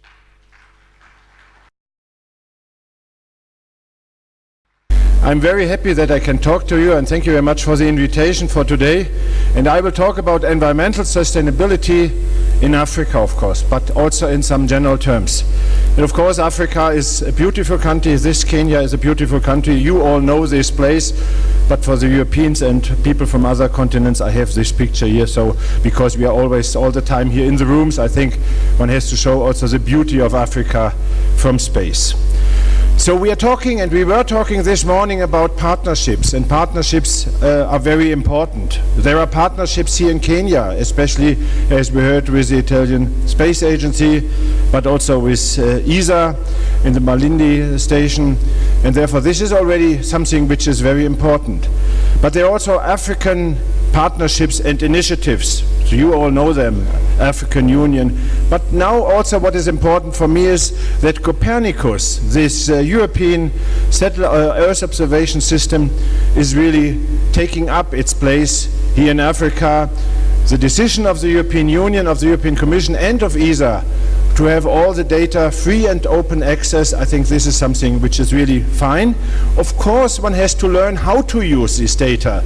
Data is one thing, but how to use, and especially how to combine data from different sources, this is something we can also help that people understand it and can use it.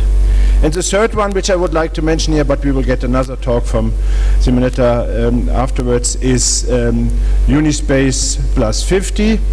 And this is also something where we are working together on a global scale. So from more an activity in Kenya to Africa, now this picture shows the whole Earth. Now what we have, and I hope that you can confirm that we have what we call global challenges. You see here a rather comprehensive list of global challenges. Of course, climate change, migration, mobility, communication, energy, and of course in each and every country of the world there is a different priority, and we should accept that different priorities are there, but at the same time we should try to work together. And also we are discussing here today, and also you here in Africa in a very special sense, about very concrete challenges.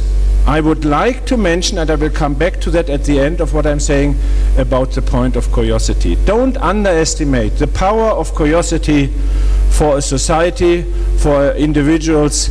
We are talking about Earth observation, yes. We are talking about telecommunications, yes. Telemedicine, yes. All these things. But don't forget about curiosity, and I will come back to that, as I said, later. And space can help to tackle this challenge. We do not give the solution for each and everything, but we can help to tackle the challenges by giving information to the political leaders, by giving also possibilities of communication, of science, of technology, and again coming back to curiosity, education and inspiration. Now, we have a global agenda, and ESA is working for these different global agendas. So for sustainable development, together with the UN, of course, in the Sustainable Development Goals, Climate action is a thing, disaster risk reduction is an aspect. And the climate, I think, is a very important issue for all of us globally. And it's very clear that more than 50% of the so-called essential climate variables can be observed only from space, and therefore space is a necessary tool to get information of what is happening on Earth, be it the melting of the ice caps, be it deforestation or whatever. So space can give very important information for all of these different aspects. And here are the Sustainable Development Goals as you know them, with a small difference, with a small addition I put on it. And this is the very last one over here. I put this in addition because I think migration, we have also to tackle migration and to find solutions. But of course, most of the migration effects are part of the other goals. But I put it as an extra goal on that we have to look to that as well in order to have stable societies worldwide. Now, what is ESA doing? ESA is a space agency. We heard here today about ASI, we have CNES here, we have DLR here. These are national space agencies, and they are working in Europe together under the roof of ESA, the European Space Agency, and by that we are covering all different fields of Earth observation, of navigation, telecommunication, exploration, science, launchers, technology developments, operations, but also safety and security issues, for instance, near objects, space debris, etc. And I think this can be done only if one works together. A single state, that would be too much for a single state. Therefore, in Europe, we are working together in these fields. And of course, we have the national actors at the same time. Now I go to some of the points of these Sustainable Development Goals. Zero hunger is, of course, a very important one, and space can deliver things of that. We can look to what about the moisture during a year, you see here on the left-hand side, and also we can help using space to anticipate crop failure, and therefore it is very good to be early enough to warn about it. Good health and well-being. There are also very many activities. I will give here only a few examples for all of these different aspects. For instance, the air pollution can be measured from space. In this case, the nitrogen dioxide concentration. And this is with a very new satellite, Sentinel-5P, one of this Copernicus fleet, which was launched last year. And you see here the hotspots on your continent, and by that we will in the future hopefully can give also information, for instance, about CO2 and other aspects, even on smaller areas, in order to find out where is the point where the things are then polluted. Clean water and sanitation. Again, by near real-time flood assessment, we know what is happening. We can give, through space, we can give the information. In this case, it's again a Sentinel satellite which was used, Sentinel-1A, to really make an operational hydrology action out of what we can do. And it's not only local one, but always taking into account bigger regions for that. And of course, also water treatment is then the next step. Water treatment is now not Earth observation, but the technology which is used over there comes from space. Because in space, for instance, in the International Space Station, you would say, what the hell is International Space Station? We don't need that, we have our problems on Earth. But the science and technology development on the International Space Station, for instance, develops also methods which can be then used on Earth, because the astronauts have to live, they have to have fresh water all the time. You cannot bring all the fresh water up, so you have to recycle the water to have fresh water, and the technologies we get from space can be then used also on Earth, as it is shown here in this example. Affordable and clean energy. This is, as I learned also here in Kenya, a big task concerning solar energy. And you see here the biomass production in Africa, and in a part of Africa, of course, only. And you see also here the decrease of biomass and the increase of biomass. And therefore it gives information and helps also what to do, where to help, and how to get really the best production for the future in different areas in this case. Sustainable cities and communities. This is an aspect which is in these sustainable development goals. And by looking from space, you can see how a city is developing, how dense it becomes at some areas. We even can go down to see really also some camps or something like that, which are developing in order to have an estimation how many people are living over there. And this is important, of course, to have food enough for this region.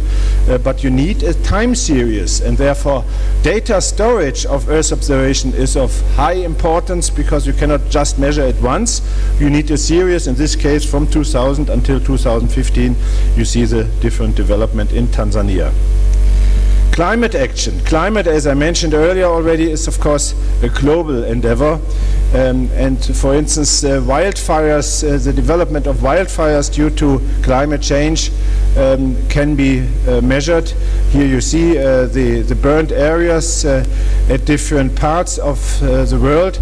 You see that there is some hotspots on this continent, and again, this can be observed very accurately from space.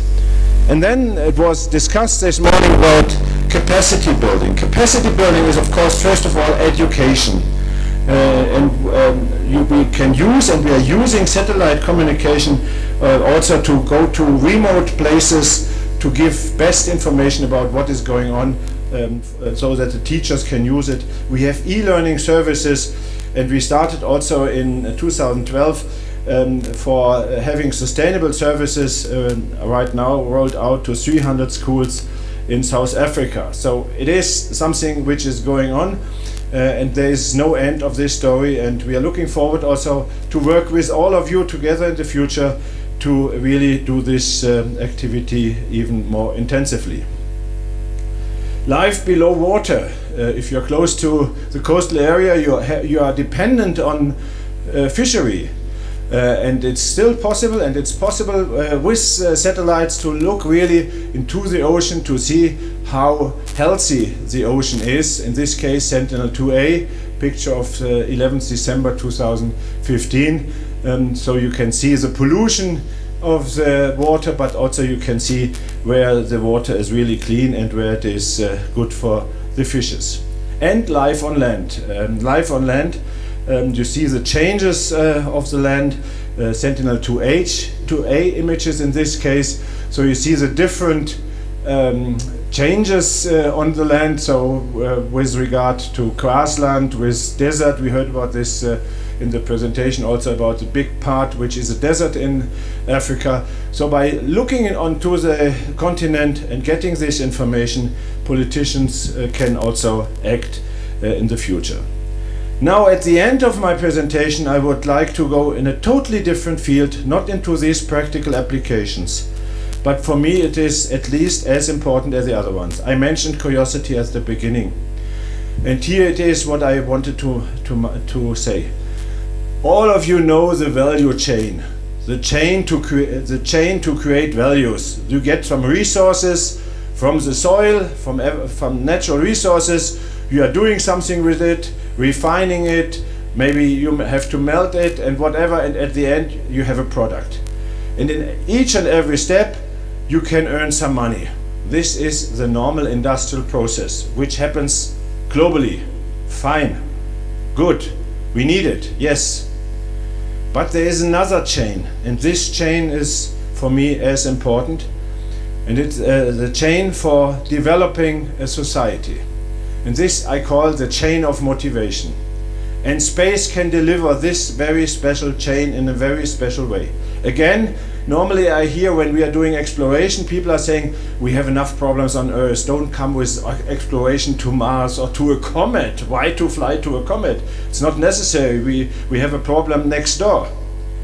But the societal impact of exploration is really big. Because what people see, if we fly to a comet, with comet Churyumov-Gerasimenko with a tiny spacecraft and land on that comet, then the people are first of all fascinated. I think this everybody can understand. They are fascinated. Maybe some are jealous, but jealousy is just a very special way of being fascinated. So So they are fascinated. They see it and say, ah, unbelievable. The next step, what happens in a body, at least in smart bodies, is they are inspired. They understand what happened. They believe somebody had a dream. Let's go to a comet. And this dream was realized. So they are inspired by that. So in step number 2 of the chain. And step number 3 of the chain is to make a transfer again in the head from the inspiration and the fascination of a space mission to an action on Earth. Being motivated to have dreams, being motivated to do something new on Earth, in which field ever. So therefore I believe that exploration and all other space activities are very valuable, especially for this continent, especially if we want to have a healthy society worldwide which is working together in a peaceful manner. And therefore we from ESA, we believe we can deliver together with you, and we also wrote it in a special catalog, we can deliver for all the different sustainable development goals a lot. Let's work together. The Earth needs us. Global challenges need global cooperation. Thank you very much for your attention.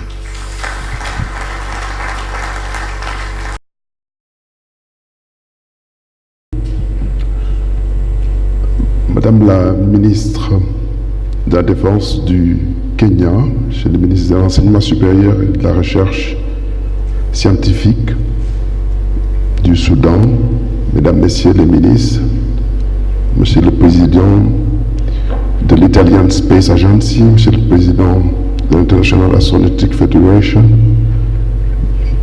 Mesdames, Messieurs les chefs de délégation, distingués participants, en vos titres, grades et titres respectifs, tout protocole observé. C'est avec un réel plaisir que je représente ici, avec la délégation qui m'accompagne, Monsieur le ministre de l'Enseignement supérieur, de la Recherche et de l'Innovation de la République du Sénégal, à cet important forum. Je suis d'autant plus heureux que l'objet qui nous réunit touche à un sujet d'une importance capitale pour le développement socio-économique durable de notre continent, pour sa stabilité et pour le bonheur de sa jeunesse.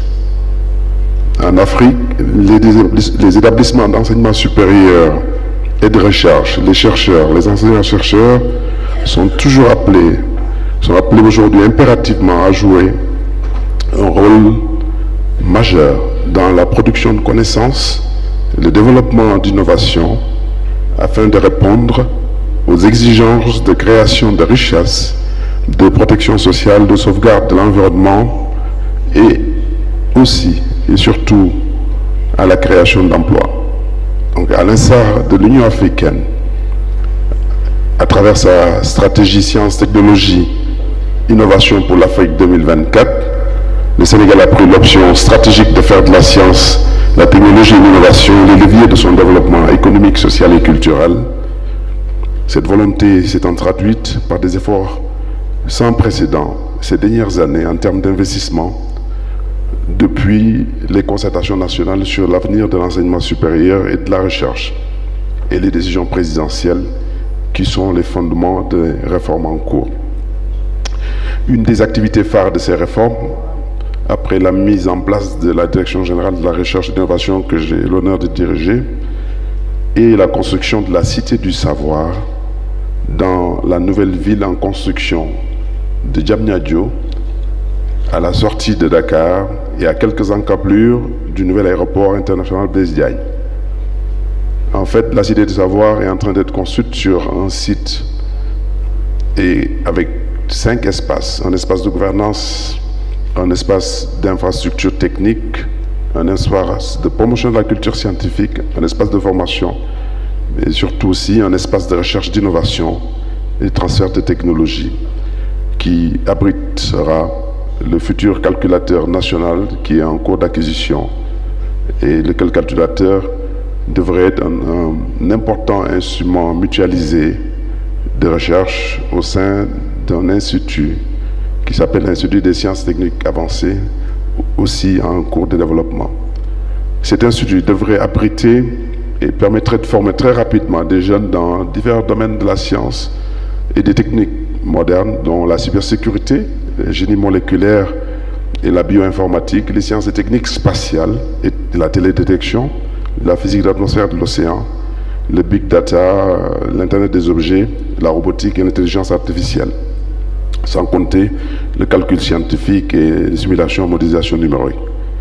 L'ambition recherchée ici, comme vous vous rendrez compte, est qu'à court et moyen terme, qu'on arrive à stimuler à partir de cet espace le développement de technologies qui puissent accompagner les transformations qualitatives importantes de notre économie. Et en plus des projets développés dans les universités et autres institutions d'enseignement supérieur pour orienter les systèmes vers les STEM, sciences, technologies, mathématiques et les formations professionnelles courtes, cet écosystème de recherche dédié aux sciences, technologies et à l'innovation accompagnera rapidement la réalisation des activités du Programme national de développement des sciences et techniques spatiales en cours de développement. Le Sénégal manifeste ainsi son ambition de tirer très rapidement profit des avantages et de la puissance des sciences et techniques de l'espace dans leur globalité. De la télédétection, donc l'observation de la Terre, l'algorithmie qu'il y a derrière, donc les traitements de données spatiales, des infrastructures techniques pour l'acquisition, mais aussi le stockage, le traitement de données, les systèmes d'information géographiques, la géomatique. Et dans le développement de services à valeur ajoutée, niche importante d'emploi, en particulier dans de nouveaux métiers. Il nous faut signaler le développement au sein de la Cité du Savoir d'infrastructures de promotion de la culture scientifique, dont un mini-observatoire astronomique et un planétarium à côté d'une médiathèque et d'espaces de démonstration et d'animation scientifique. Pour vous donc dire que le Sénégal s'organise aujourd'hui pour tirer profit du secteur spatial et assurer les réalisations des objectifs des 3 piliers du plan Sénégal émergent, qui est le plan de développement économique et social culturel de notre pays, et qui s'articule autour de 3 axes, dont la transformation structurelle de l'économie, l'axe 1, le deuxième sur le capital humain, la protection sociale et le développement durable, et l'axe 3 sur la gouvernance des institutions, la paix et la sécurité. Donc, le développement, la réalisation des objectifs du plan Sénégal émergent pour un développement socio-économique durable grâce aux nombreuses possibilités d'innovation qu'offre le domaine du spatial. Donc, pour vous dire donc que ce programme devrait s'articuler, et est en train de s'articuler autour de 3 axes que je peux citer: le développement et la mise en œuvre de programmes de formation universitaire. Le deuxième, c'est le développement d'une empreinte économique spatiale locale. Autrement dit, comment le pays, dans son économie, peut tirer profit des technologies et des sciences spatiales pour développer donc des services additionnels, des services à valeur ajoutée. Le troisième pilier, c'est la maîtrise des technologies et de l'expertise du spatial.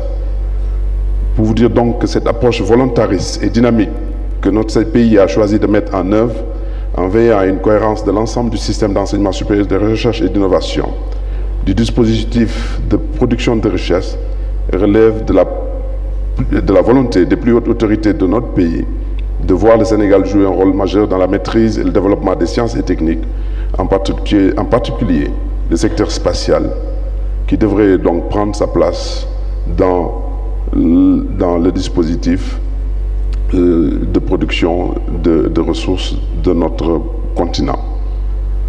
Notre pays est ouvert à toute collaboration allant dans le sens des contributions dans le domaine du spatial. C'est l'occasion donc pour moi et la délégation sénégalaise ici présente d'exprimer, au nom du ministre de l'Enseignement supérieur, de la Recherche et de l'Innovation, notre sincère gratitude au gouvernement du Kenya pour l'hospitalité. Nos remerciements vont également aux organisateurs du forum pour leur engagement sans faille pour la réussite de notre rencontre. À n'en pas douter, ce forum sera fondateur d'un élan nouveau des sciences techniques et innovations spatiales en Afrique pour le développement durable, la sécurité alimentaire et la protection sociale de nos populations. Je vous remercie de votre aimable attention.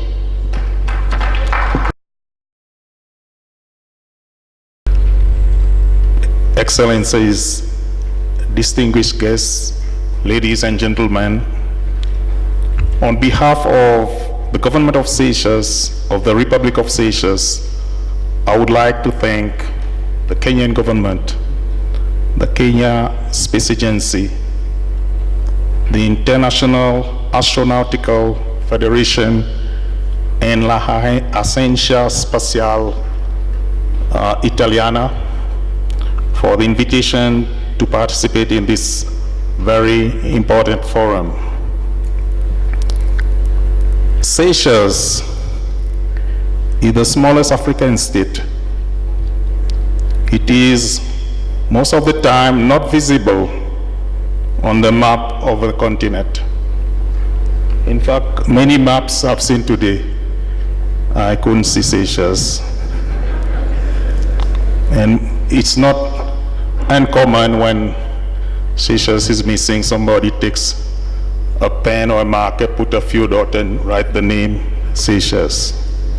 However, Seychelles is very visible through space technologies.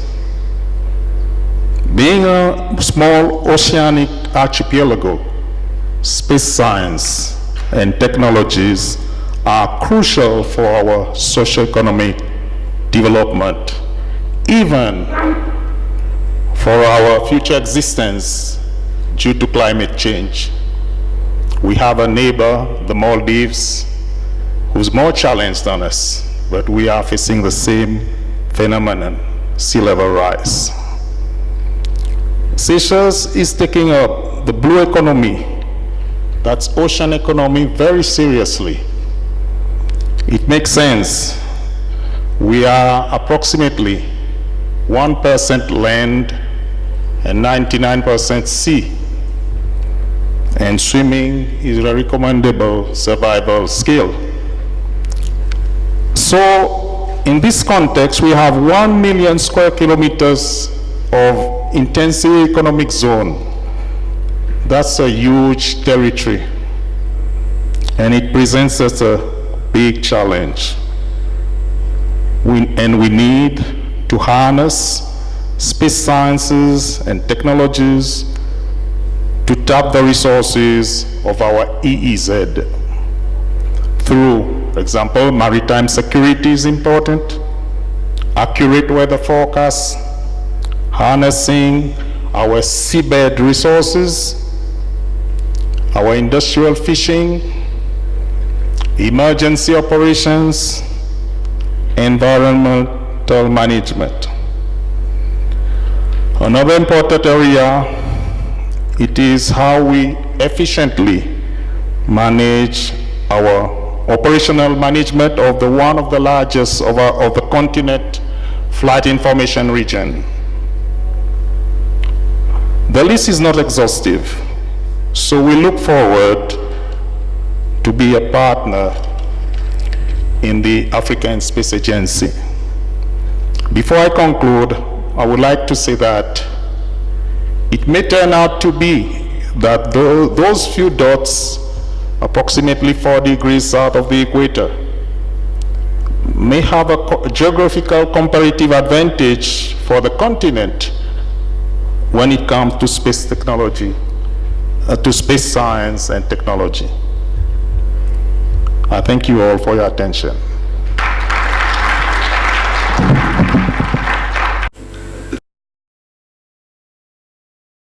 Chair, South Africa places great importance on the development of space science and technology.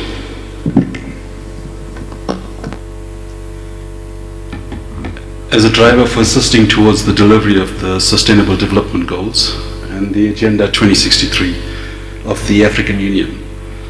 And South Africa, by the way, was the second country to submit a country report on the SDGs. And in talking to our Statistician General, we became aware of the underlying challenges that the Statistician General had in terms of compiling that report, because of trying to identify the data sources for reporting on the SDGs. Currently, South Africa is developing an AIS, which is an automated identification system. It's built on a CubeSat platform, and that will be launched in May this year. And that's meant to track the ships to create maritime domain awareness. And if that is successful, we will then go for a constellation of satellites. And I think this is where I need to pause and just invite other African member countries, states, to join us to co-develop and build capacity and awareness in this area. And our oceans are very vitally important for us on the African continent. I don't think it's well managed at the moment. We're also building the country's next optical satellite, which is a 450 kilogram Earth observation satellite called EOSat-1, which will be South Africa's contribution to the African Resource Management Constellation, which I mentioned earlier. And the idea is that this data from the satellite will be made available to all African countries as part of the ARMC initiative.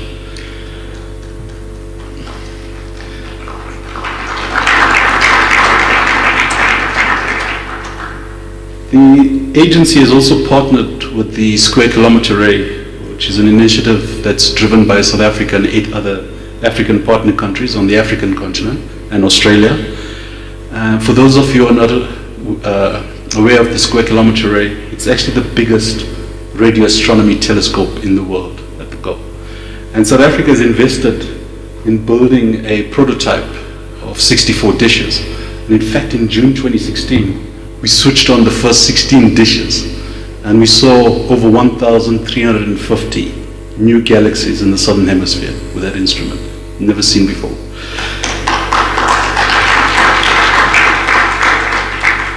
But given the scale of that project itself, it's actually a big data problem. And so there's an initiative as part of the SKA for developing high-performance computing capacity.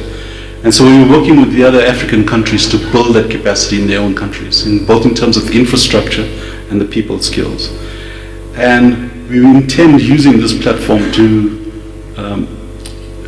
for Earth observation in terms of archiving, processing, and disseminating data for critical decision making. And that will help us to support our food security initiatives, agriculture, water resource management, land use, and amongst others.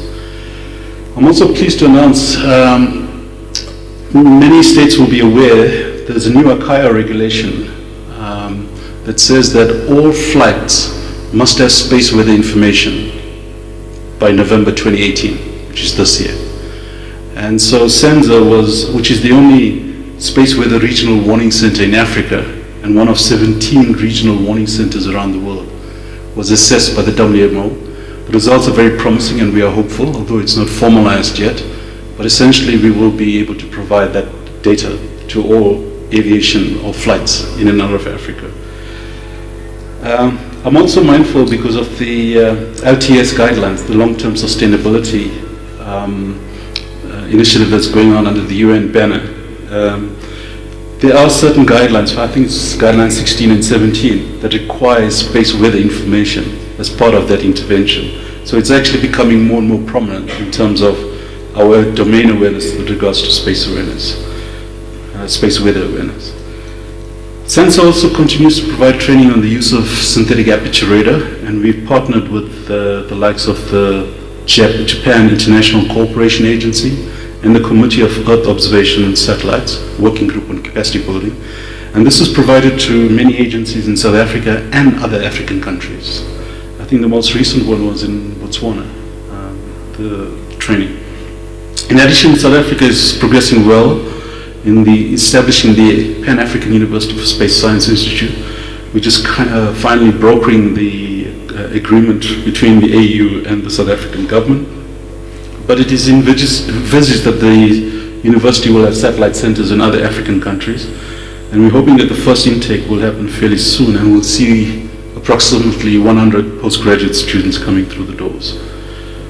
International cooperation is also a cornerstone of South Africa's space program. In this regard, we'd like to underscore the importance of the African space policy and strategy, which I alluded to earlier on, which was adopted by the AU heads of state in January 2016.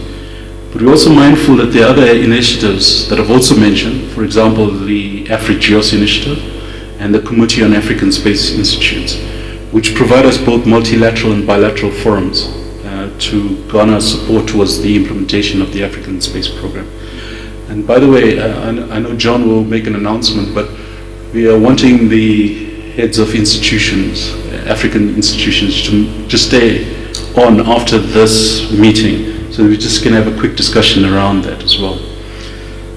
Further to the development of space-related activities on the African continent, I would also like to refer to an MOU that was signed between SENZA and the NEPAD, the New Partnership of Africa's Development, to provide products and services to support the implementation of key programs such as agriculture and food security to the continent. And this will help us towards achieving the Agenda 2063 goals and the UN Sustainable Development Goals. Substantial progress has also been made towards the establishment of the BRICS Remote Sensing Satellite Constellation Initiative. And so this is a virtual constellation of existing satellites that are already up there. And we are looking at that as a platform to see how we can work together in terms of sharing the data. And so this development will further assist us in terms of providing remote sensing data. And South Africa has now formally assumed the chair of BRICS as of 1 January this year. So we currently are the chairs of BRICS. Our international collaborations are further reflected in our effective participation and leadership in the Group on Earth Observation. We're one of 4 co-chairs. UN COPIUS, in fact, South Africa has resumed the chair of the S&T subcommittee of UN COPIUS, and we're involved in IAF and the CIOS as well. And then we hosted 3 conferences very successfully last year: the International Symposium of Remote Sensing of Environment, the Joint Assembly of the International Association of Geomagnetism and Aeronomy, and then we had a United Nations South Africa Symposium on Basic Space Technology, on small satellite missions for scientific and technological development, which was held in Stellenbosch last year. And this will also lead up to contributions to the Unispace Plus 50.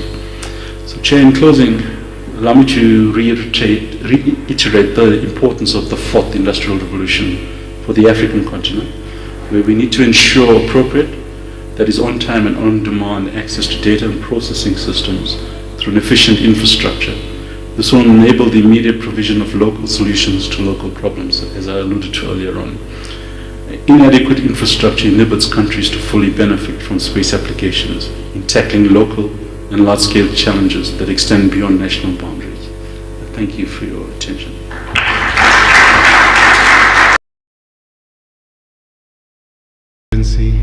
The Ambassador and Cabinet Secretary for Defense in Kenya, all ministers here present today, the President of the International Astronautical Federation, the IAF, President of the Italian Space Agency, ASI, our keynote speakers, distinguished ladies and gentlemen, all protocol observed. My name is Mzwandile Mtetwa. I'm from the beautiful Kingdom of Swaziland, down south. I am Senior Science Officer in the Ministry of ICT, Department of Research, Science, Technology and Innovation. Firstly, I'd like to thank the IAF, the ASI and the government of Kenya for inviting the Kingdom of Swaziland to this second ISF African chapter. The Kingdom of Swaziland has a very, very young Ministry of ICT, which in 2012 gave birth to the Department of Research, Science, Technology and Innovation, which was then populated last year. So there isn't much that Swaziland is doing or has done in the field of space exploration. Now in 2016, Swaziland ratified the SADC Protocol on Science, Technology and Innovation, SADC being the Southern African Development Community. In this regard, the Department of Research, Science, Technology and Innovation is now mandated with the mammoth task of developing policies on science, technology and innovation. As I mentioned earlier, Swaziland doesn't have any space program, but we have what we call the Royal Science and Technology Parks. This is an innovation park, or what we call Center of Excellence, which has just been completed, and it houses the National Data Center. It also has a national call center. It also has business incubation services. It offers classes on cybersecurity. It also, there's also the biotechnology park, which is still up and coming, which will probably feed onto the space program that we are looking at having in Swaziland. Now, we are lucky to have a neighbor in the Republic of South Africa who are way ahead of us, so we think we can take a leaf from them.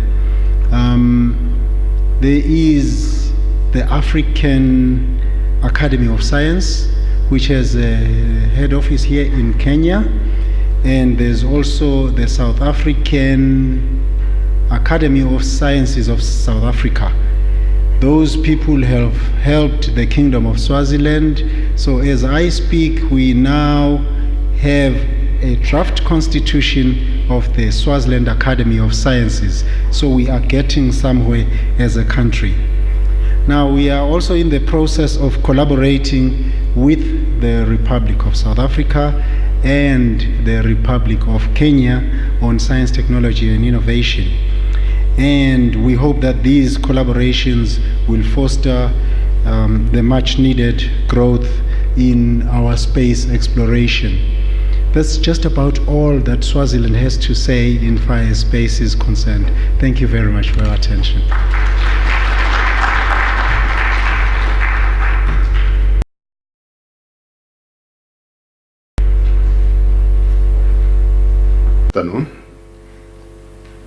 Honorable Ambassador Omamo, Cabinet Secretary for the Defense Kenya, President of the Italian Space Agency, President of the National Astronautical Federation, Honorable Ministers, delegates, ladies and gentlemen.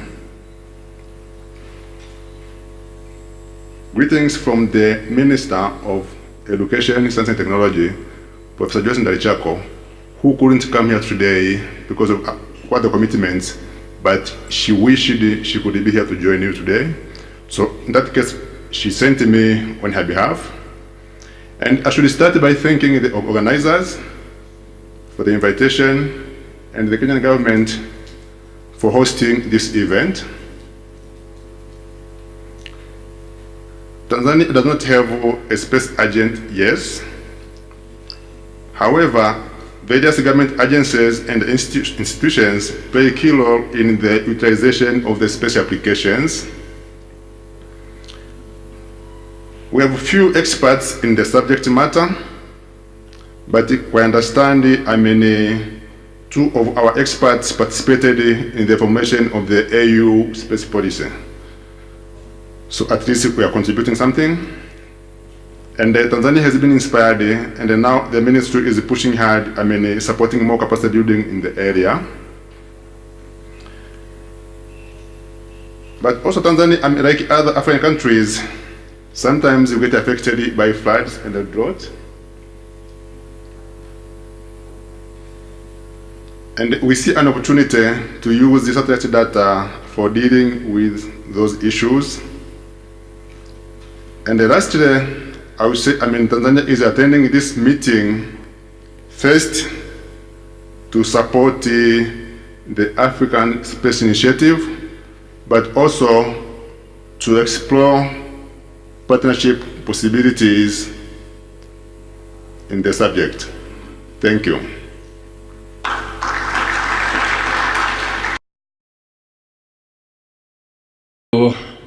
ride on the earlier protocols observed by the earlier speakers.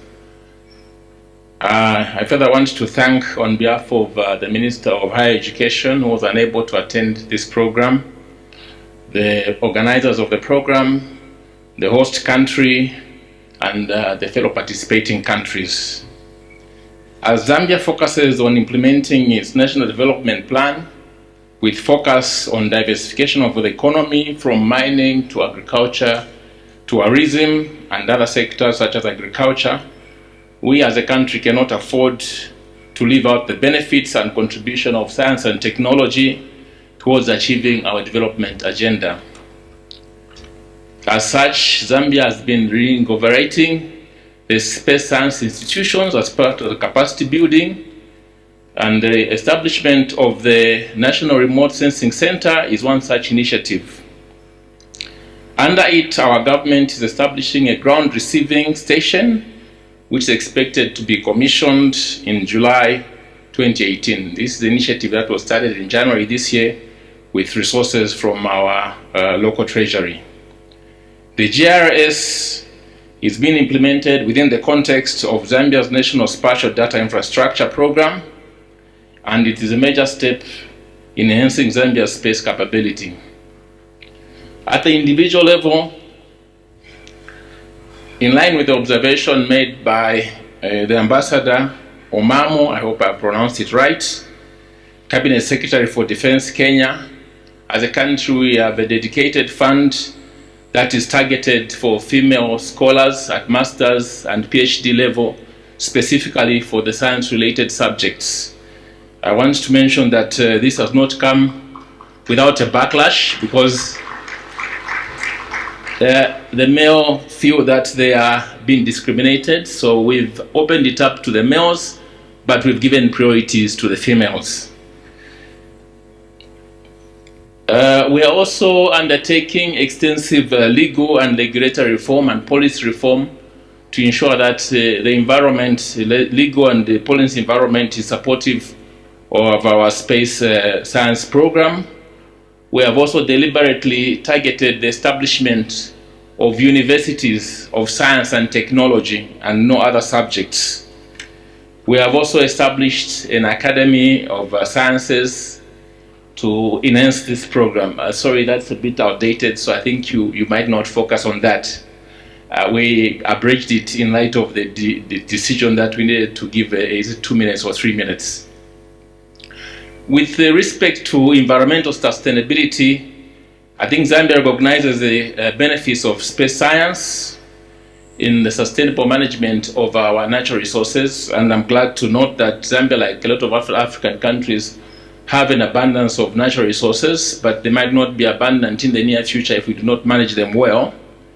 Like everything else, it might come to an end, and therefore the GRS is an Earth observation equipment. We will also facilitate identification of the challenges related to sustainable environmental management, that is illegal mining. As you know, some of us, mining is a major industry.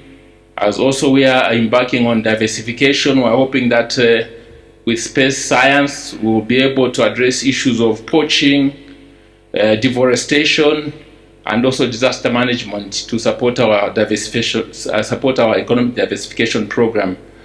Currently, because of the interventions related to this field, we have embarked on Plant a Million Trees, which was launched by our Vice President a week ago. We are hoping to plant 1 million trees within this year to address the challenges of deforestation. And I think without this intervention, we would not have managed. Specific to space partnerships, as a country, we are, I think, the new kid on the block in terms of the interventions related to this field. And as we forge ahead in science, space science program partnerships with regional and international institutions will be very critical. We do not want to reinvent the wheel. If there are institutions that we believe have forged ahead, we are going to learn from them. And in this regard, we're hoping this and the other fora in future will enhance our collaborations with our existing partners and also open up opportunities for new ones. Currently, we are in the process of operationalizing partnerships with the 21st Aerospace Technology Company of China for setting up of our GRS. We're also in the initial stages, maybe not initial, some stages of signing a memorandum of understanding with the United States Geographical Survey Landsat program, and also the South African National Space Agency. Sorry for putting you on the spot, essay. We have a lot to benefit from the countries that have made headway in this, and as a country we do not want to reinvent the wheel, as I earlier stated. As a government, we are committed to the space science program, and it's evident from the fact that I think there's been over a 40% increase in our national budget for this year targeted towards this intervention. And that's, I think, a good commitment on our part. We also want to appreciate the support that we're getting from our cooperating partners, and we're hoping that this will follow through in the years to come. Lastly, as in conclusion, we are grateful as a country to be initiated in this forum, and I thank you all for listening. Thank you.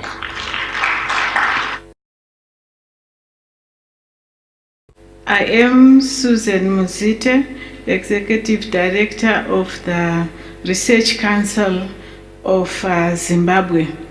Dr. Sibanda could not come at the very last minute. Your Excellency and Ambassador Omamo, Cabinet Secretary for Defense of Kenya, Professor Roberto Patterson, President of the Italian Space Agency, Dr. Gall, President of the International Astronautical Federation, all protocols observed. The Minister of Higher and Tertiary Education, Science, Technology and Innovation of Zimbabwe sends his warm greetings and regards. He very much regrets not being here in person due to conflicting engagements. I am humbly communicating his thanks and gratitude for the invitation for Zimbabwe to be here. Zimbabwe is on a serious learning mission as the country is working to establish a space agency. Many of you have been welcoming our inquiries. Thank you very much. Yet many others we still have to approach. Thank you in advance. As Zimbabwe, we have a number of sector-specific programs, strategies, and policies that are in place. We hope at the next forum engagement, Zimbabwe will report significant progress on the establishment of her space agency. I thank you for your attention. Everyone, Excellencies, distinguished ladies and gentlemen, it is really my great pleasure to speak in front of you here at this second International Space Forum. In the recent years and decades, we have seen an increased interest in involvement of many diverse actors in the space sector, and the activities in outer space have been shifting from the governments and their entities to new stakeholders, including international, intergovernmental organizations, the academia, and the private sector. The increasing number of actors has strong implications for both the present and the future in outer space, as these changes are inevitably influencing the overall governance of outer space and the nature of space activities. We need to remind ourselves how important space is for our society and highlight the need to preserve it as a global common, which has to be protected through one joint vision. This need is also highlighted in the Agenda 2063 of the African Union, recalling for Africa's rightful share of the global common, including space. We are collectively extending our presence in space, and with all this comes great responsibility, but what is more important is that each and every year we are becoming more and more dependent on space-based data, technologies, services, and applications. The applicability of today's space technology is incredibly broad, and it enables us to monitor the dynamics of the most striking challenges of our time, including climate change, disasters, or threats to sustainable development. Both land and space-based infrastructure offer a unique tool and are key to our understanding of those issues. Noting the central importance of space for our future, all countries worldwide must be encouraged and supported in their desire to use such capabilities for their benefits and the benefit of humankind. Opportunities to utilize these benefits of space technologies and applications must remain open for all. Well, the challenges we are facing today can only be addressed if we cherish international cooperation by flourishing partnerships and by forging new ones.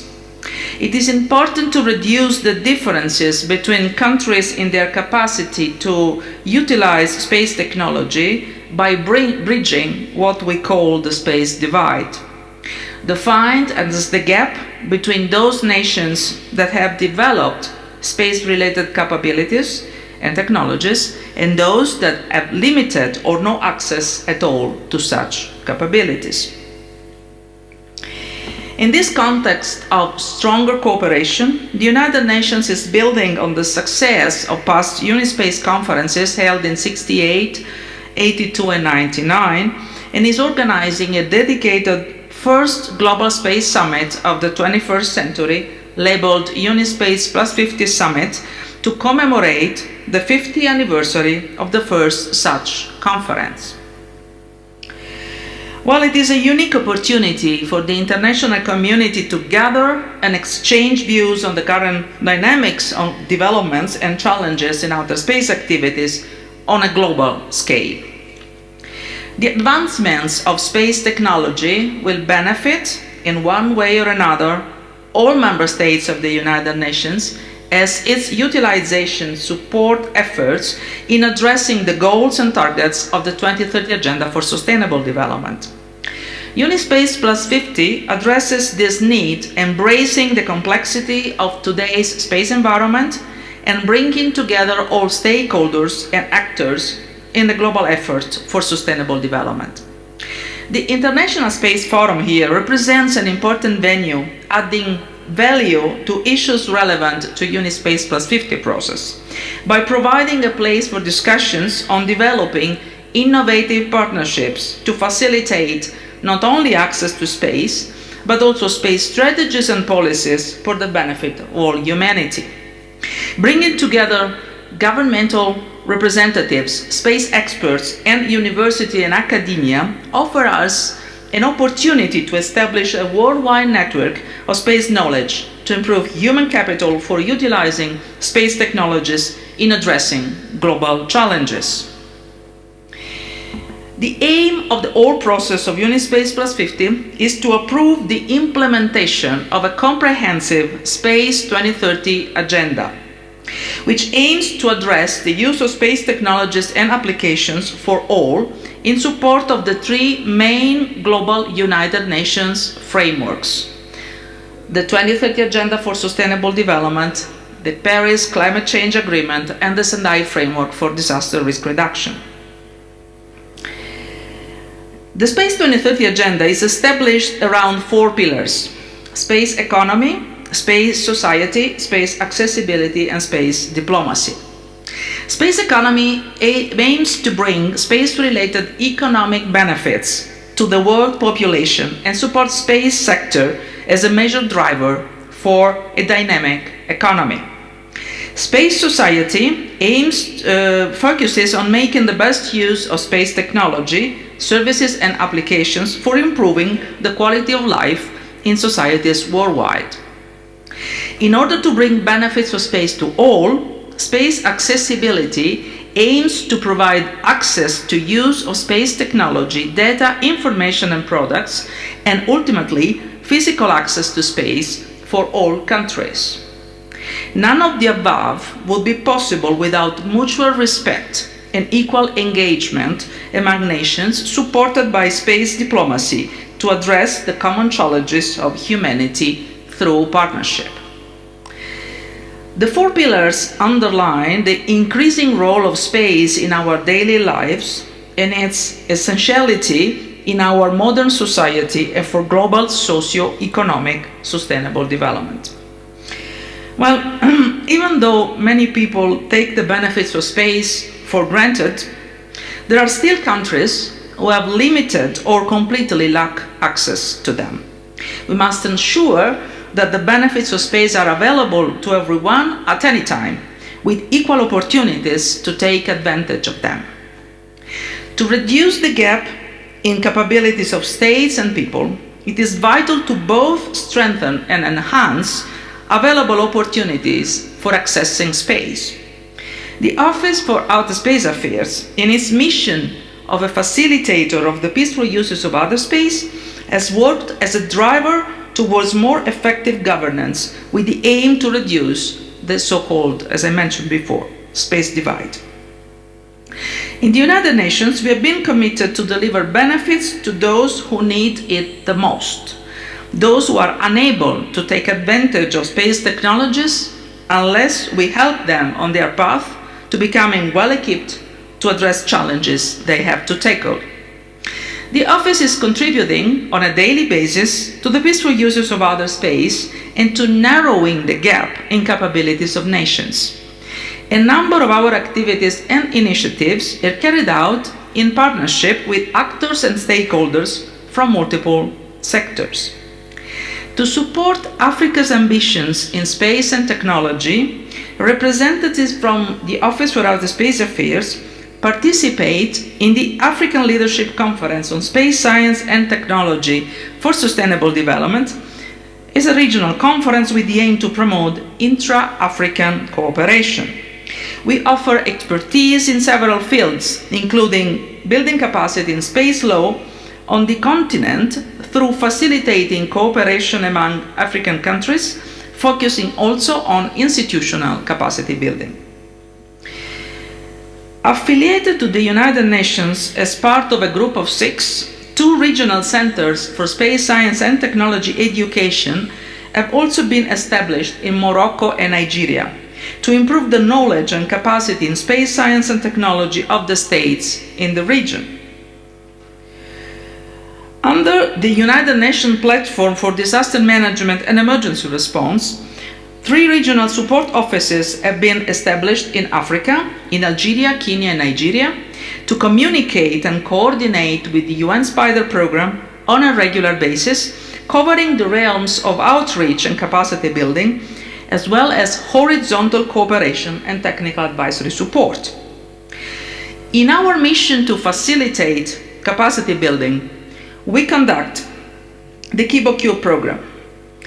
The KiboQ program is a program built through our partnership with the Japanese Aerospace Exploration Agency, JAXA, which utilize their Kibo module on the International Space Station to provide access to space for developing countries with opportunities to deploy CubeSats developed and manufactured by those countries.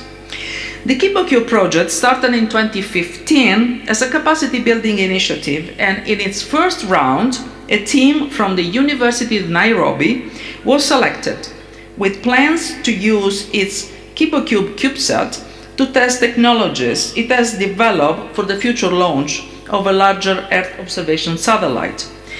On January 16th, the team handed over the satellite to JAXA for its deployment from the International Space Station Kibo module. We hope that the deployment will take place in the expected window in the spring this year. This event will mark a great accomplishment for Kenya, as this will be their first satellite in space, and also for the Office for Outer Space Affairs, as this will be the first satellite deployed under the KeepOQ project. This would not have been possible without the strong support of Japan and the strong commitment of Kenya and its supporters, mainly Italy. This project offers a great opportunity to spark interest in the countries with very limited or no space activities. I would like to encourage you all to consider this opportunity, as we currently have the third round open for applications until the end of March, so until the 31st of March 2018. And I invite you to visit our website for that. To further support the developing countries, the European GNSS Agency, GSA, is working together with us in joining the two European flagship space programs, Galileo and Copernicus, in supporting the achievement of the Sustainable Development Goals, as only through true synergies in these programs their capacity is fully unleashed. The best result will be achieved when telecommunication, GNSS and Earth observation satellites and services will be integrated under a common global space partnership to achieve common goals and meet clearly stated user requirements. This objective is reflected, this is just an example, in a joint GSA-UNUSA study entitled European Global Navigation Satellite System and Copernicus, Supporting the Sustainable Development Goals, Building Blocks Towards the 2030 Agenda, which I invite you to download from our website.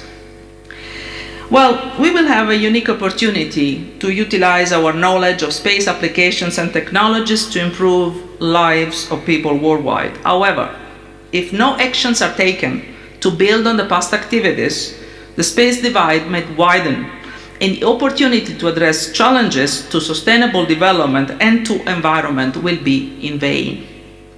I'm sure that through cooperation and collaboration we will achieve what the international community has pledged for in the past years, and that our joint effort will take a step forward, not only in the future of utilizing space, but for the future of humankind. Through triangular cooperation, by creating partnerships involving two or more developing countries, supported by a developed country or countries, we can bring the best of all actors in providing financial or technical support to facilitate development in these developing countries. The increased capacity in tackling development leads to stronger partnerships and enhanced regional integration, so benefiting anyone. We in the office are committed to work more closely with the African countries to build capacity and bring knowledge in the region in order to facilitate and speed the process of reducing the space divide and bringing the benefit of space to your people. This is the main message I delivered on my recent briefing to the permanent representatives of the African Union in New York just 1 month ago. We in the United Nations are committed not to leave anyone behind.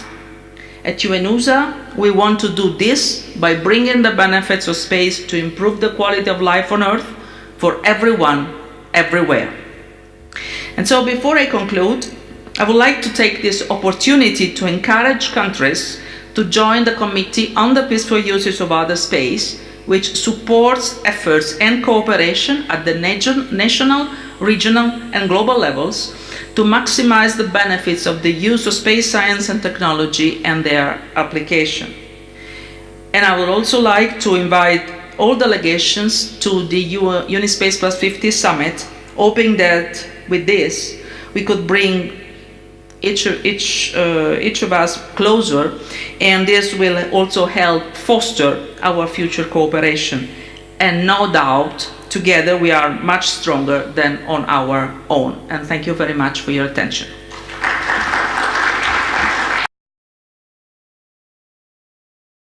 Distinguished Minister, distinguished head of delegation and colleagues.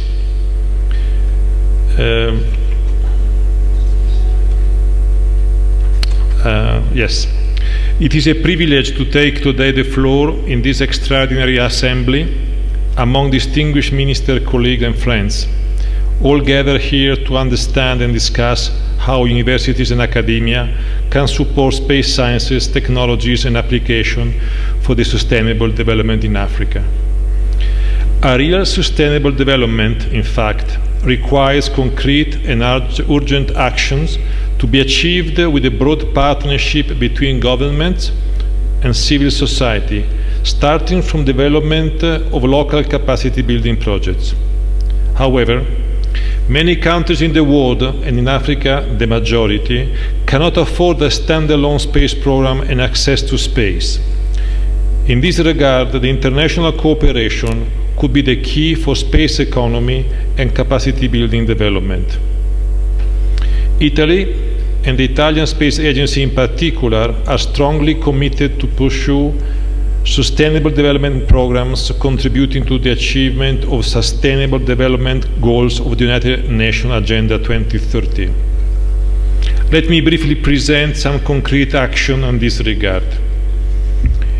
Italy began to conduct space activities in Africa during the 60s in cooperation with Kenya at the Broglio Space Center, BSC, in Malindi.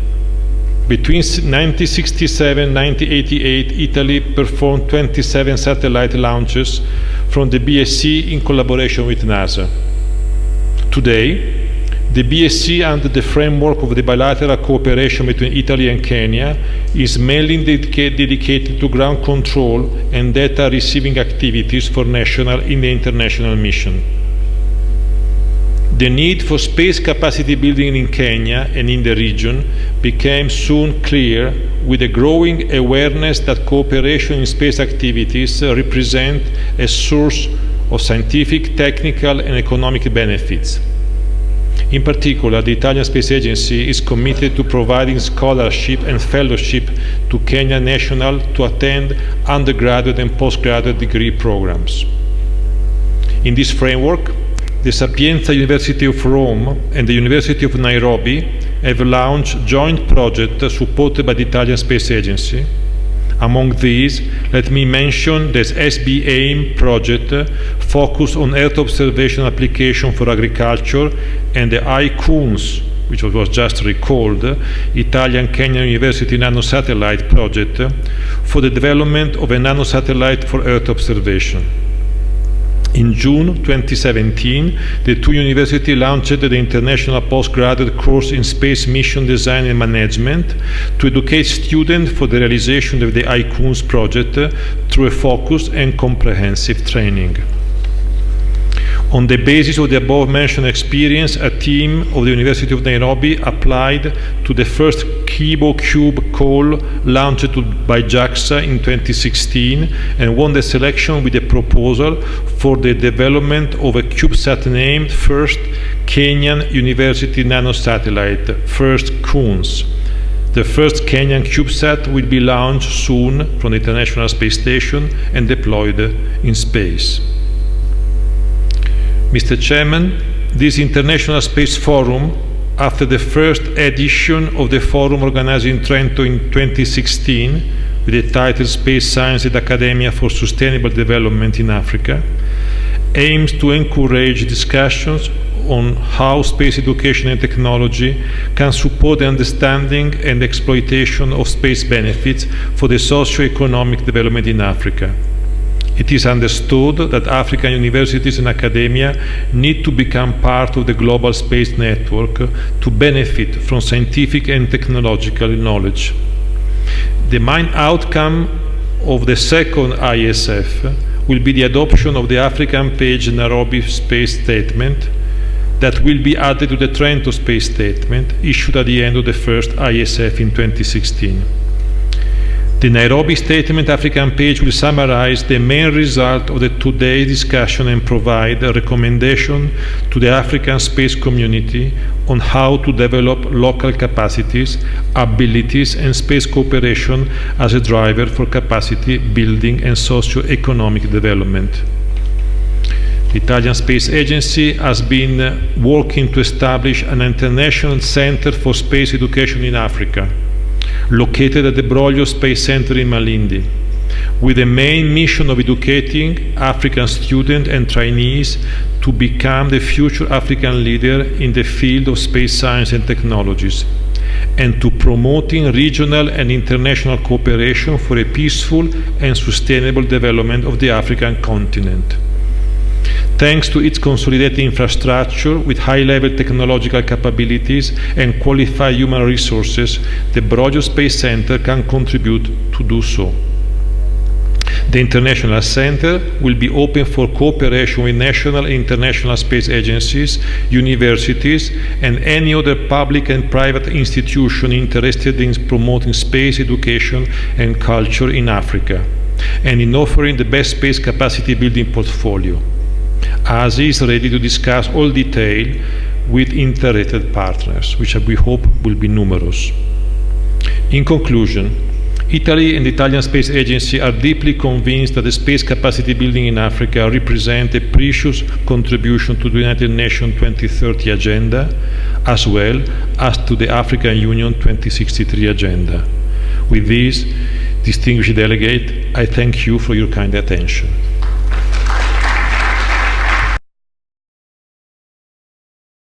It is a great pleasure to be here today at the Second International Space Forum, the African chapter dedicated to space science and academia for sustainable development in Africa. I would like to thank for organizing this event the Kenyan authorities, the ASI president, Professor Roberto Battiston, and the IAF team. I would like also to congratulate the Kenyan authorities, as a little less than a year ago, thanks to the determination of Dr. Kimani, your country joined a very prestigious list of African countries in setting up the Kenya Space Agency. This is the second International Space Forum, and it is explicitly dedicated to Africa. This reveals Africa's growing interest for space and the awareness that space science and academia can provide a consistent contribution to sustainable development for all. Our common goal is increasing the number of African professionals in the space sector, promoting sustainable environmental practices, and enhancing space cooperation as a driver for capacity building in Africa, thus also contributing to Unispace Plus 50, to the implementation of the UN Agenda 2030 and the African Union Agenda 2063. Space has already demonstrated the benefits it can provide in a range of fields, such as agriculture, transport, bridging the digital divide, health, marine, coastal protection, mapping, forest health monitoring and protection. But all this cannot be effective without a clear understanding of the potential of space assets, well-expressed needs, and, of course, the necessary infrastructures. This is the goal behind the long history of space cooperation between France and many African countries and organizations. With ASECNA, for instance, the French Space Agency CNES has demonstrated the feasibility of a satellite-based augmentation system, SBAS, for improved air traffic control, notably in tropical regions. This should lead to an operational system in the next few years based on the latest space technologies. This is just one example of actions that have been carried out in this respect through French, EU, and ESA programs by providing knowledge and tools to enable processing of space data.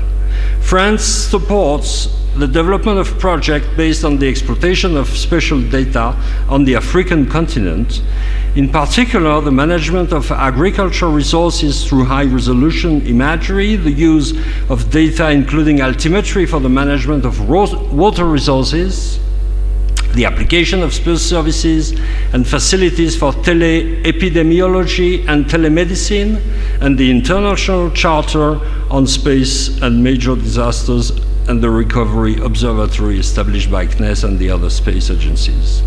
But none of this can be sustained without knowledge. African universities have a major role to play in training future generations of scientists and engineers and in disseminating good practices. For instance, through the AMESD, African Monitoring of Environment for Sustainable Development, and Monitoring for Environment and Security in Africa projects organized by the European and African Unions, and other projects as well, GeoNetcast receiving stations have been provided to a number of African universities to offer easy access to Earth observation satellite data and to start building value-added image products for environmental monitoring. This was done in particular for master's degree dedicated to agriculture and water resource management. The Act in Space initiative is another excellent indication that space is driving innovation for employment and economic development in a sphere outside its usual ecosystem. This initiative, created by CNES and ESA, gives young people the chance to develop their entrepreneurial spirit and conceive concrete applications to fund startups. It has already been successfully applied in some African countries such as Morocco, Gabon, Senegal, and Nigeria. On the occasion of the One Planet Summit last December, 30 space agencies agreed to set up a space climate observatory based on observations from space of ECVs, the essential climate variables defined by the Global Climate Observing System. Data validation and intercalibration, data access based on a free and open data policy, and data expertise. The main objective is to provide users, especially those with no specific expertise in climate space data, with all the information needed for monitoring the health of our planet, thus promoting the spirit of space climate data democracy and agencies' action in support of climate science. The French, European, and global space actors are resolutely committed to tackling climate change and to moving forward for the implementation of the Paris Agreement. This initiative is supported by European space agencies as well as other nations, including China, Russia, India, Mexico, Morocco, the United Arab Emirates, and many others. This powerful tool is open to international partnership and cooperation and can substantially contribute to African wealth and development. All the countries and agencies attending this conference can work together in a common effort to provide efficient synergies for the different initiatives that could go under the name of Space for Africa. Thank you very much.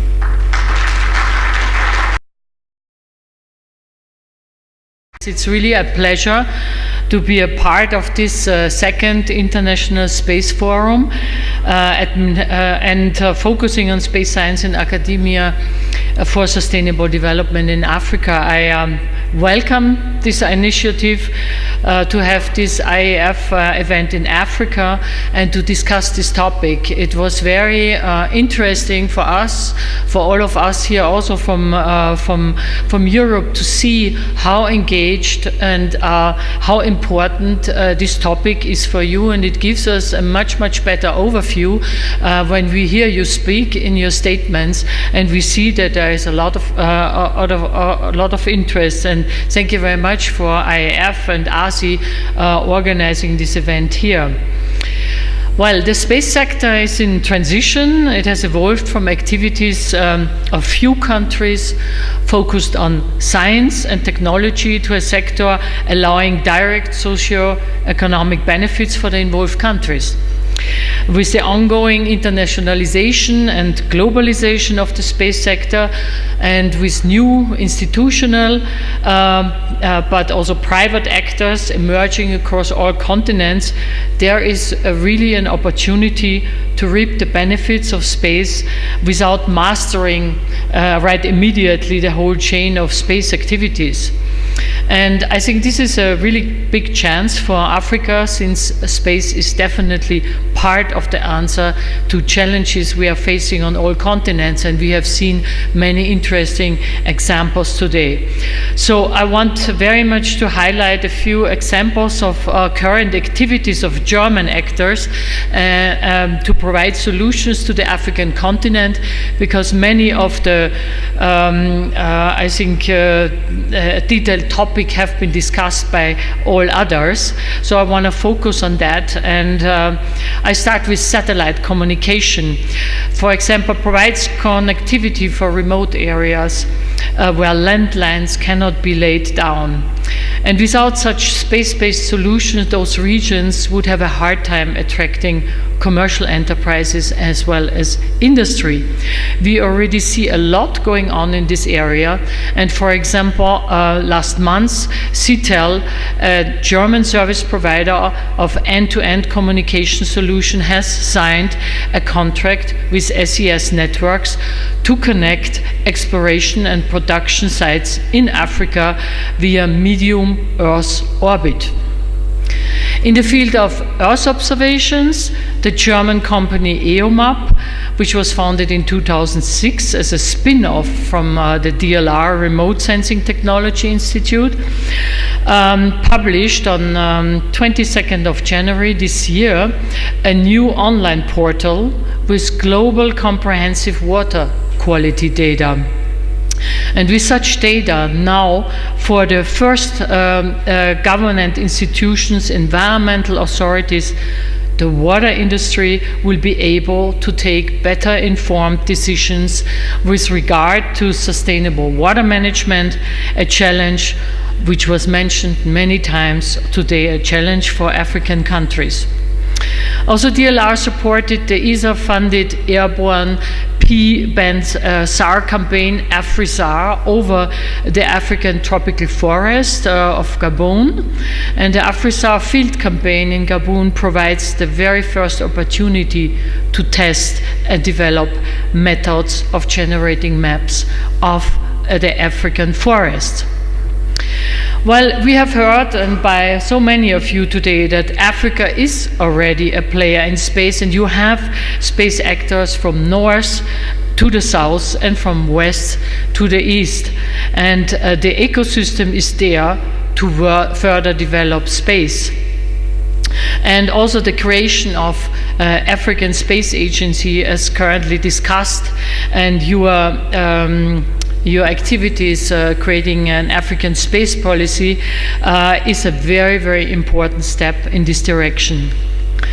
Another significant approach which was mentioned today is the African Union, is the Pan-African University with research institutes located in different countries and focused on multiple areas like agriculture, water and energy management, space science or technology here in Kenya. This concept not only creates know-how through research, but it's also a means of building up capacities. Capacity building, an area in which Germany is also contributing across the continent in many space areas, is really another important factor for successful involvement of African actors in the global space community. At national level, Germany is aiming at supporting the building up of the African economy and industry, for example, through the Pro-Africa initiative, aiming on areas like digitalization or water management, driven by the German Ministry for Economics and Energy. And this approach was also reflected in the German concept presented during its G20 presidency in 2016-2017 and resulted in the Compact with Africa initiative, CWA. Also, Germany's private sector is pushing towards more intense cooperation with Africa through its North Africa Middle East Initiative, NMI. So European programs like the ESA Tiger program or the GMS and Africa initiative offer a cooperation framework for Earth observation-based services that support actually this topic which we discussed a lot today, sustainable development in Africa. GMES in Africa is coordinated by the African Union Commission and supported by international partners. For example, the German company GAF AG was recently awarded a service contract for this program by the European Commission and is now providing support to the African Union. Besides public efforts, there's also first initiatives driven by the commercial sector, like the Airbus BizLab. In summer 2017, the Airbus BizLab, a global business accelerator, scouted aerospace startups from East and Southern Africa to trigger entrepreneurship in the field of space. And the focus was on UAVs, satellite operations, and imagery, 3D printing, smart sensors, and artificial intelligence. So very high-tech and very important topic. The German space industry is also willing to cooperate with local actors to implement solutions for the whole space supply chain from upstream to mid and downstream. And there are many more instruments and opportunities to strengthen the ties between Africa and the rest of the global space landscape, and we should make use of them, because only by integrating universities, academia, companies, and space agencies in Africa into the global network of space players, we will unleash the potential of African countries.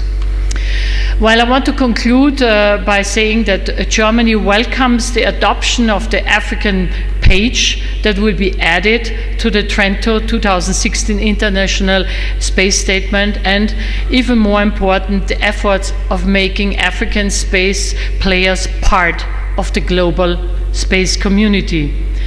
The German space sector is willing to contribute to the development of the continent and help implementing specific solutions that will provide socio-economic benefits here in Africa. Thank you very much for your attention. Ladies and gentlemen, friends of space and Africa, Marafiki Wapenzi.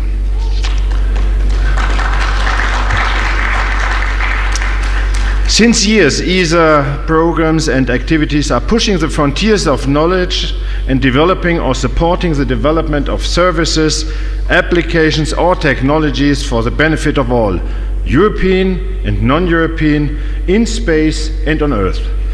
Space and thus space agencies such as ESA have a strong role to play in the implementation of the 3 global agendas: United Nations Sustainable Development Goals, Paris Agreement on Climate Change, Sendai Framework on the reduction of risk related to disasters. All 3 are strongly related to sustainability and development, as well as environmental sustainability in particular. Hakuna Matata is a good motto for life, and I love it. But we have not to forget the global challenges and to tackle them seriously. Over the last 2 years, ESA has identified many specific activities that support the UN Sustainable Development Goals and is developing a coordinated approach across all our directorates. Space projects, applications, technologies, and services are of benefit to all countries, organizations, or citizens in the world. A recent initiative highlighting these benefits has been the development by ESA of the catalogue of ESA activities supporting the UN Sustainable Development Goals. I showed them before, and the online version is available mid-March 2018. Global by nature, this catalogue shows that Africa, where most of its countries are in a development status, is already benefiting from ESA missions, data, and services, and that these benefits could be further enhanced. ESA is committed to continue supporting Africa. For example, the recent initiatives of Italy, one of our important member states, with the creation of the Earth Observation Center and of the International Center for Space Education in Africa at the Polio Space Center in Malindi. ESA is also committed to continue carrying out a multitude of activities through its programs in support of sustainable development in Africa, ranging from research and development projects and capacity building actions to Earth observation data dissemination and exploitation. With the adoption of the United Nations Sustainable Development Goals in September 2015, the nations of the world have decided on ambitious goals for their people, prosperity, the planet, peace and partnerships. And space as a tool can support the measurement of and the improvement of each of these goals, already today with actual programs and much more tomorrow with all the programs that are being prepared by ESA. Worth to be noted that all domains contribute one way or another to one or more of these goals, from Earth observation, telecommunication, navigation, technology development, robotic exploration, human spaceflight, to operations. We do not pretend space can solve all challenges on Earth and be the answer to development, but we are convinced and know that space can be a very valuable contributor. Communication on the initiatives, and in particular the development of the catalogue, will improve knowledge and understanding of how space supports measurement and of reaching the Sustainable Development Goals, making best use of the investments made by our member states and for the benefits of all countries and their citizens. Proposing a specific action towards Africa will help us all support a sustainable development of the continent, our closest neighbor. ESA is ready to work together with African entities and all actors that pursue the same goals to coordinate our actions for better efficiency and make sure investments made in space will benefit a maximum of people on Earth. Asante sana.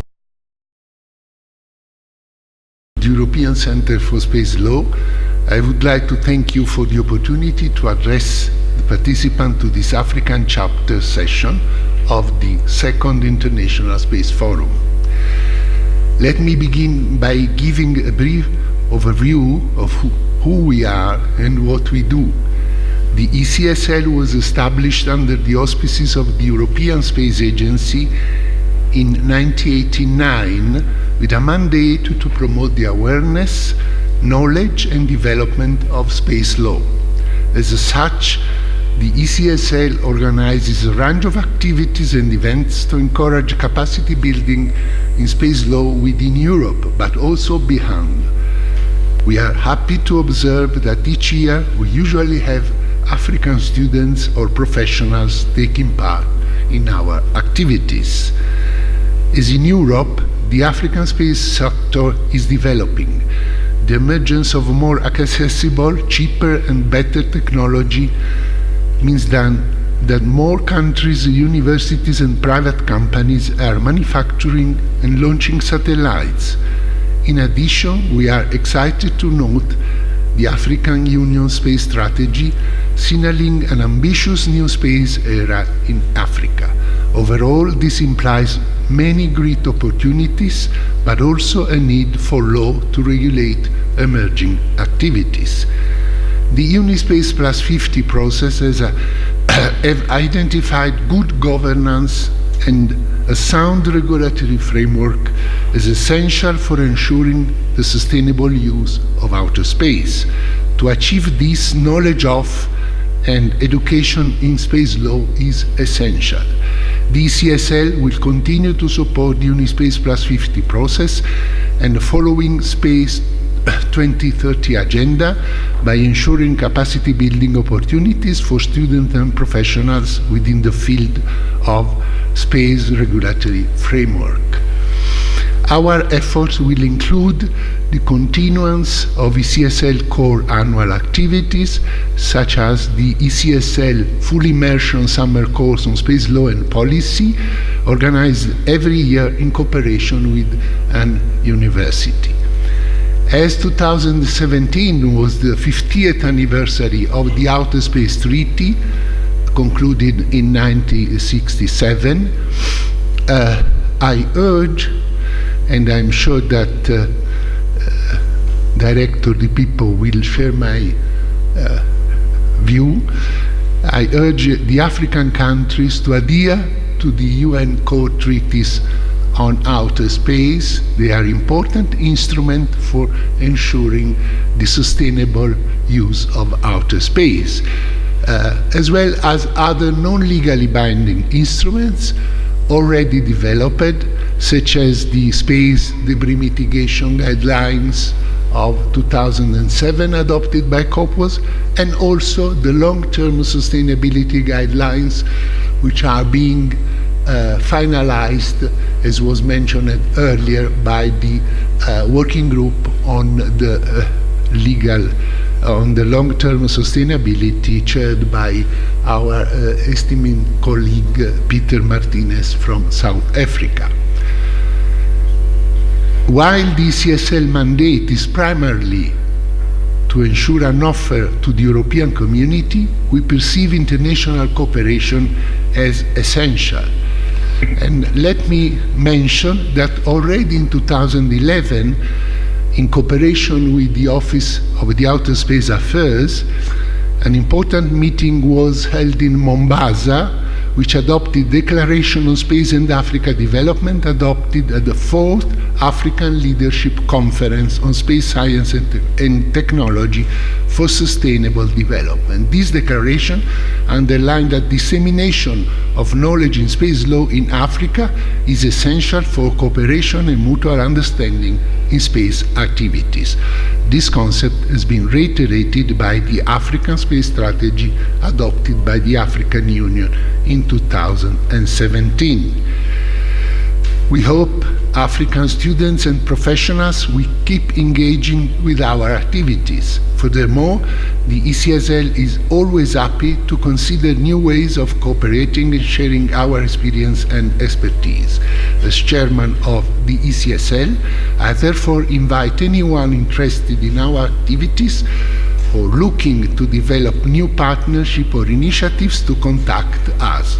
For more information and contact details, please consult our web page www.sisa.int/ECSL. Thank you very much.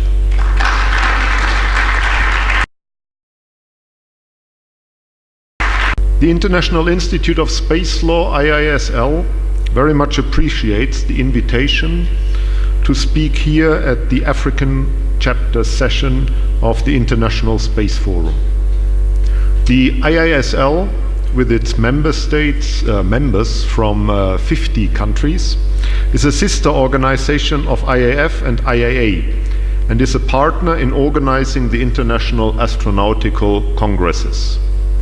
We therefore appreciate the opportunity for IISL to be invited to speak here at this forum.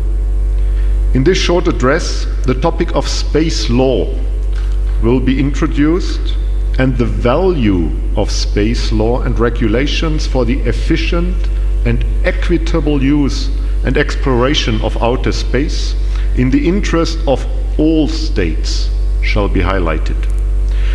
We celebrated last year the 50th anniversary of the Outer Space Treaty, which has laid the foundation of space activities up to our days. It is rare that such a long time anniversary can be celebrated of an international agreement. The reason can only be that its provisions are of practically timeless value, and the implementation and acknowledgement mirror the state parties' continued appreciation and respect. Let me point out the most relevant such principles contained in the Outer Space Treaty.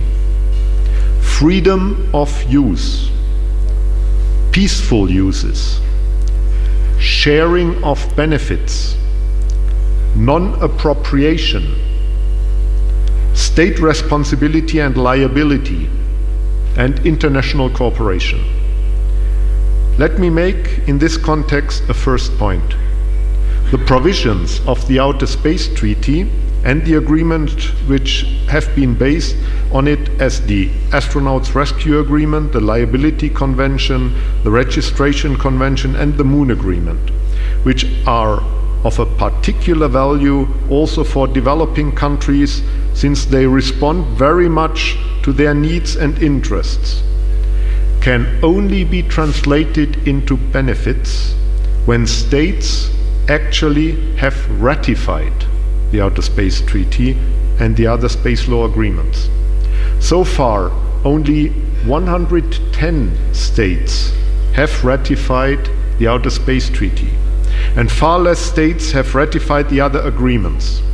Therefore, signing and ratifying the space law agreements is very much encouraged in order to become a beneficiary of the principles enshrined in the corpus of space law.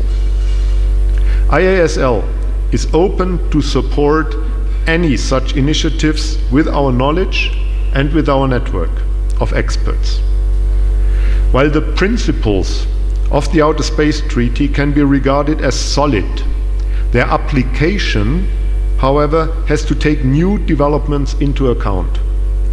To name a few: the regulation of private space activities through national space legislation, the regulation of new types of telecommunication technologies and services, the search for dealing with cyber activities and security as it relates to space activities, space traffic management, the regulation of the use of extraction and use of space resources, and the search for an appropriate approach for the regulation of high-altitude pseudo-platforms.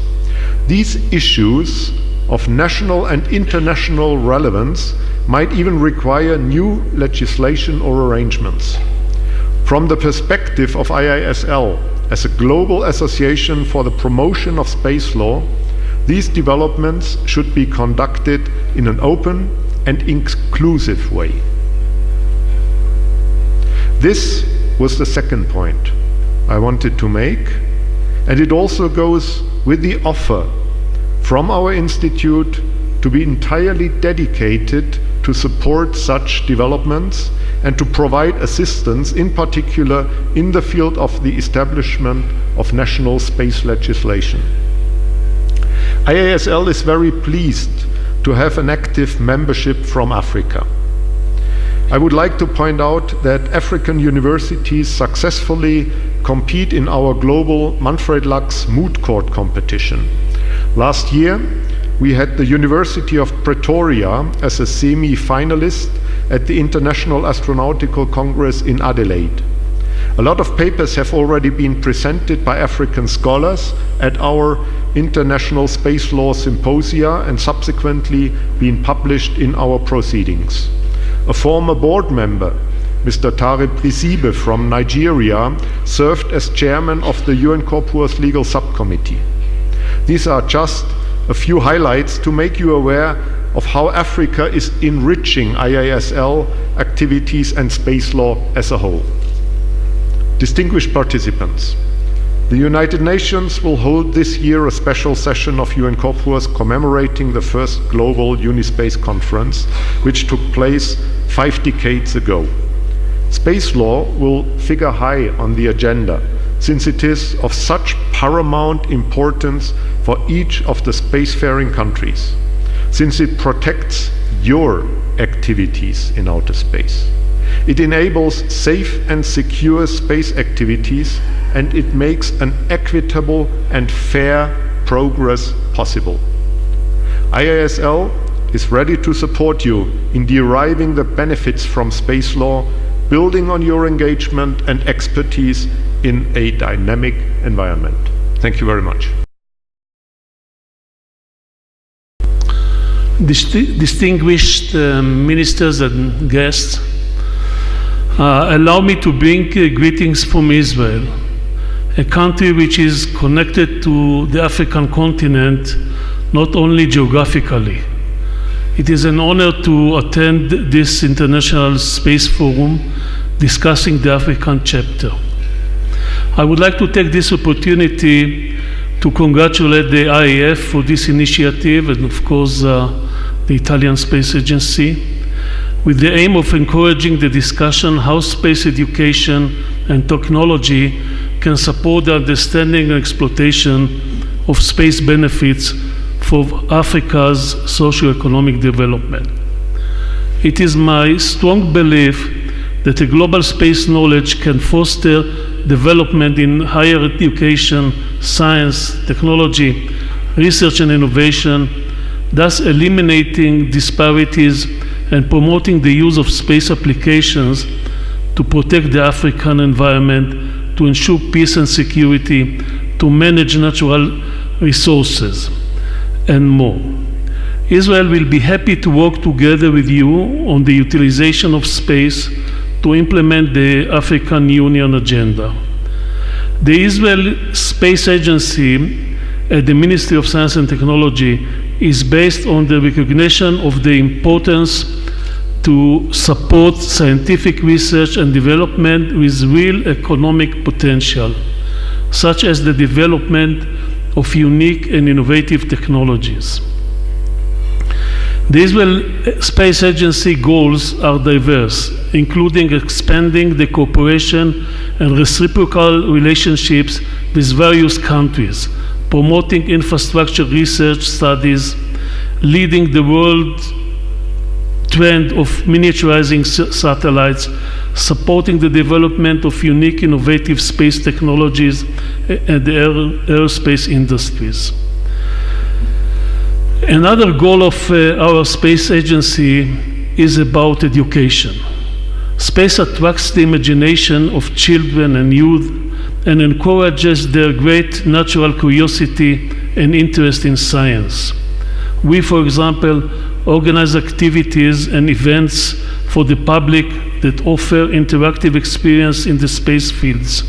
We organize national contests for students, support technological projects for high school students, such as the launch of 2 nano-satellites by 2 high schools last year. Israel celebrates this year 70 years of independence. We are now initiating a new program, we call it 70 by 70, in which 70 nanosats will be built and launched by 70 different schools. The agency organizes conferences and seminars for educators and develops training programs for teachers and instructors. Israel has a long-standing successful space heritage, including technological development, application, and durable and competitive products of space industry.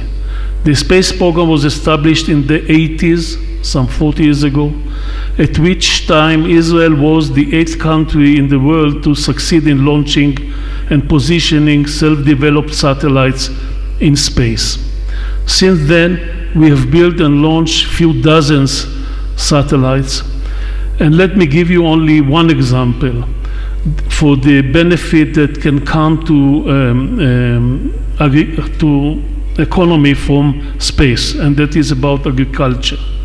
And this is about Venus, stands for Vegetation and Environment Monitoring on a macro satellite that was jointly built by French Space Agency CNES and the Israeli Space Agency, and has been successfully launched last August by Vega launcher.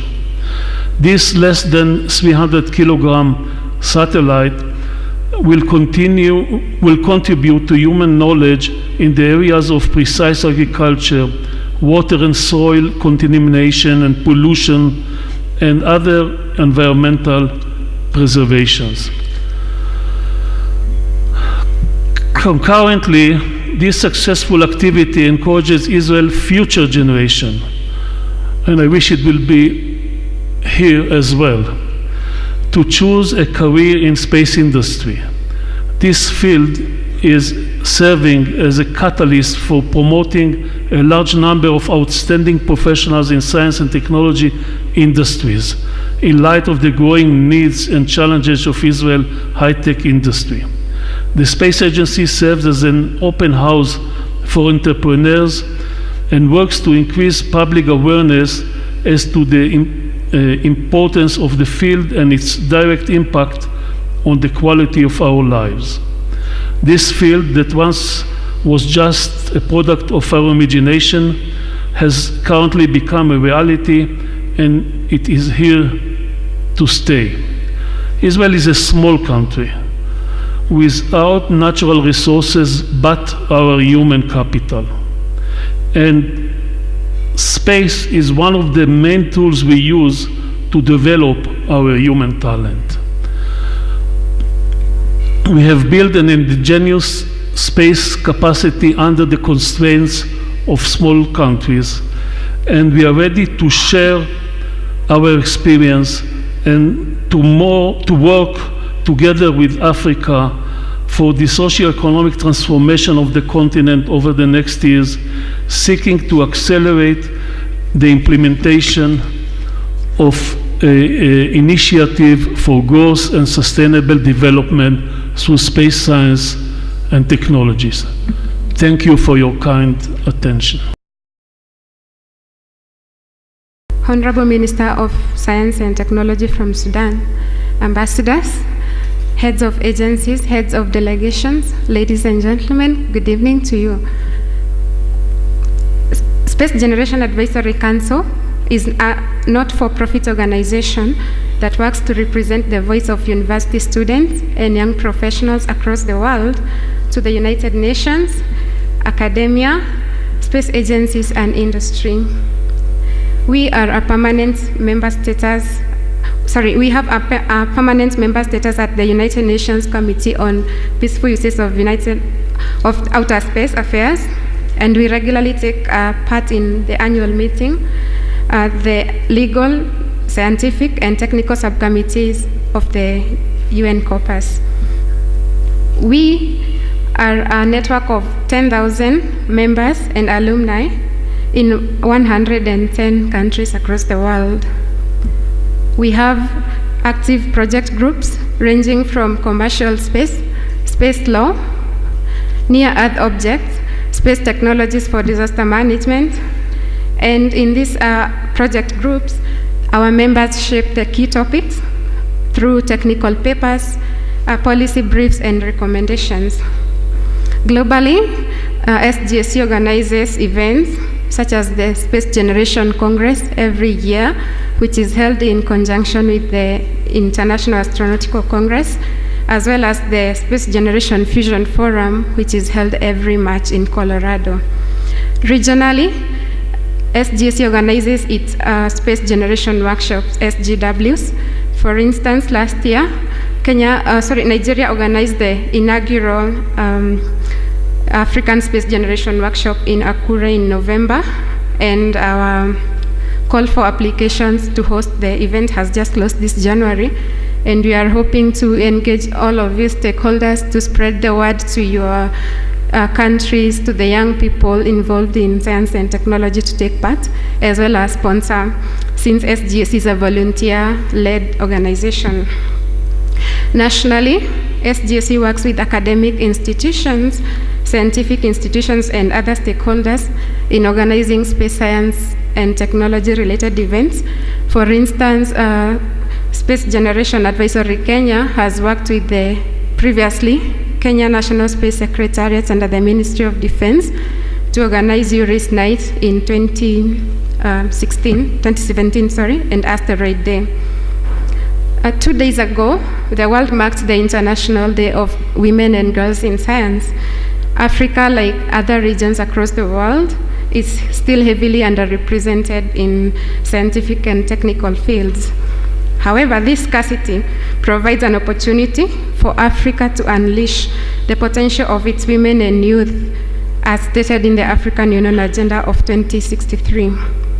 In the words of our CS for Defense today, the training of more women scientists is key towards educating our nations and our continent, and it's good to see that Zambia is already making waves in that.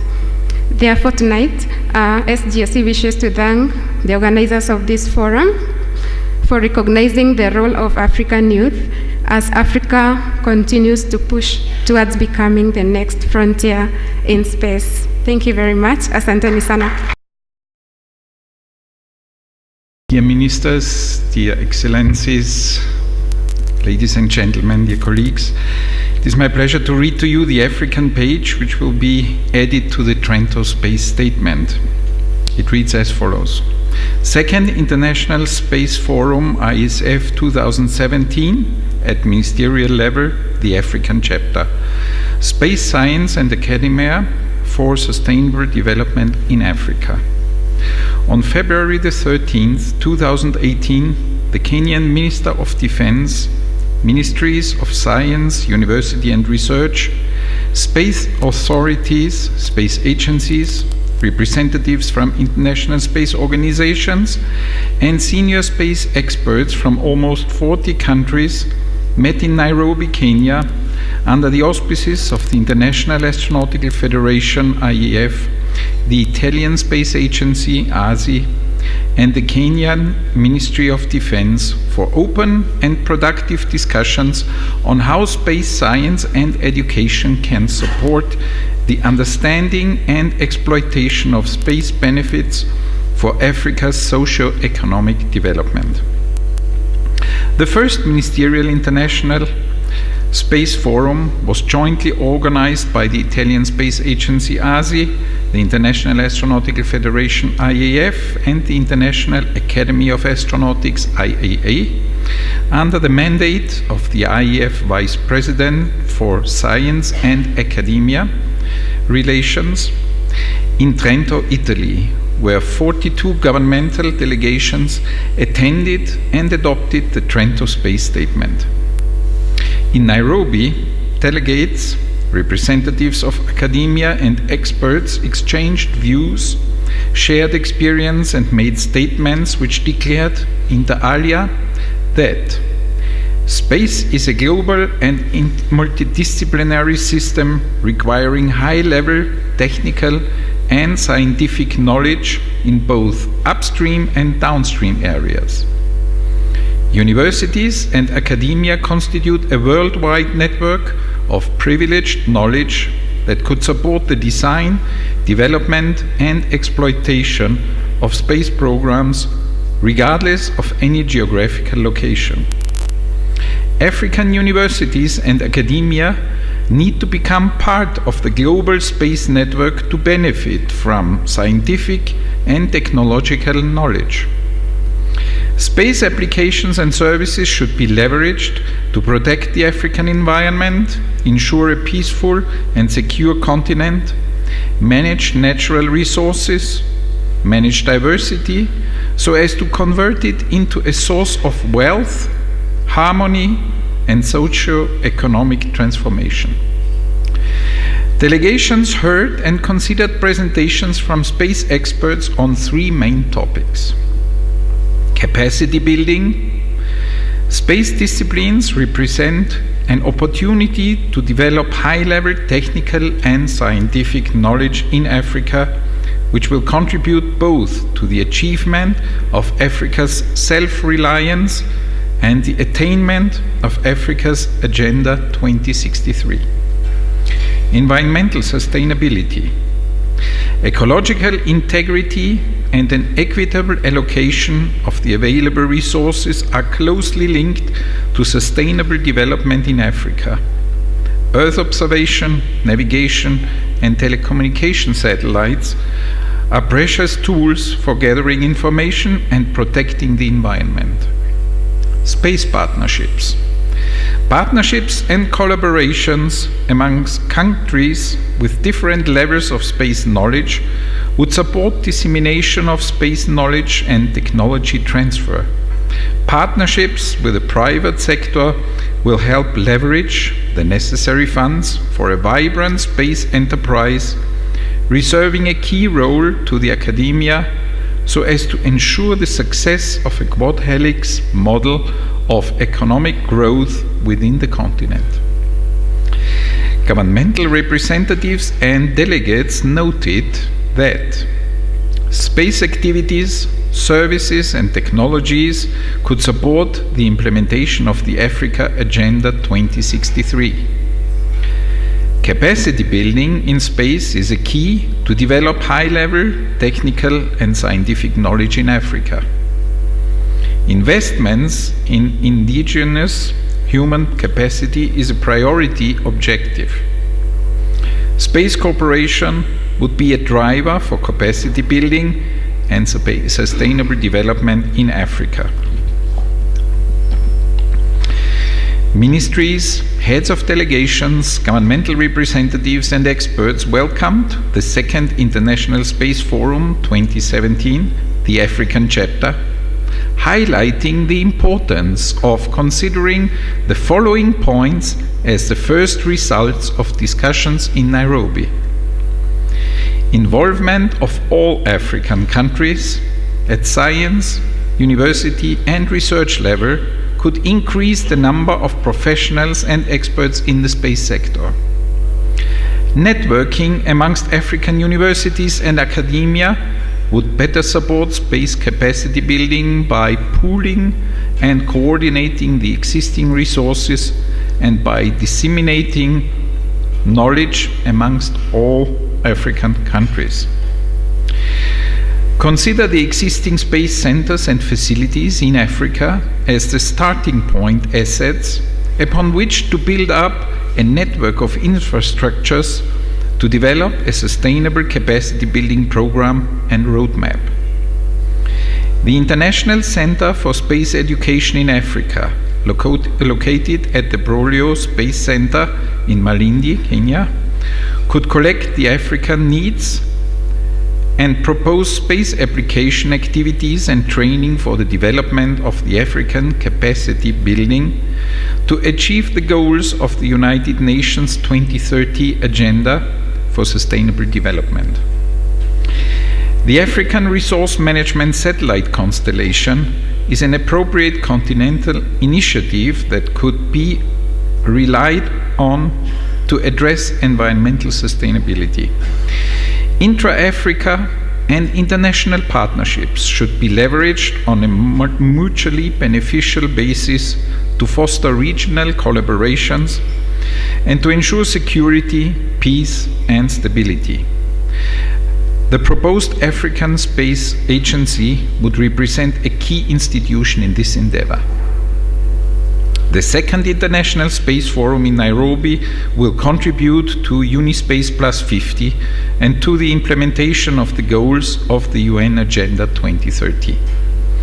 The African delegations expressed the wish to replicate this Space Forum model at a regional level within Africa to enhance participation by local universities, scientific communities, space experts and representatives from the private sector, as this will complement an existing initiative, namely the African Leadership Conference, ALC, on space science and technology. Thank you.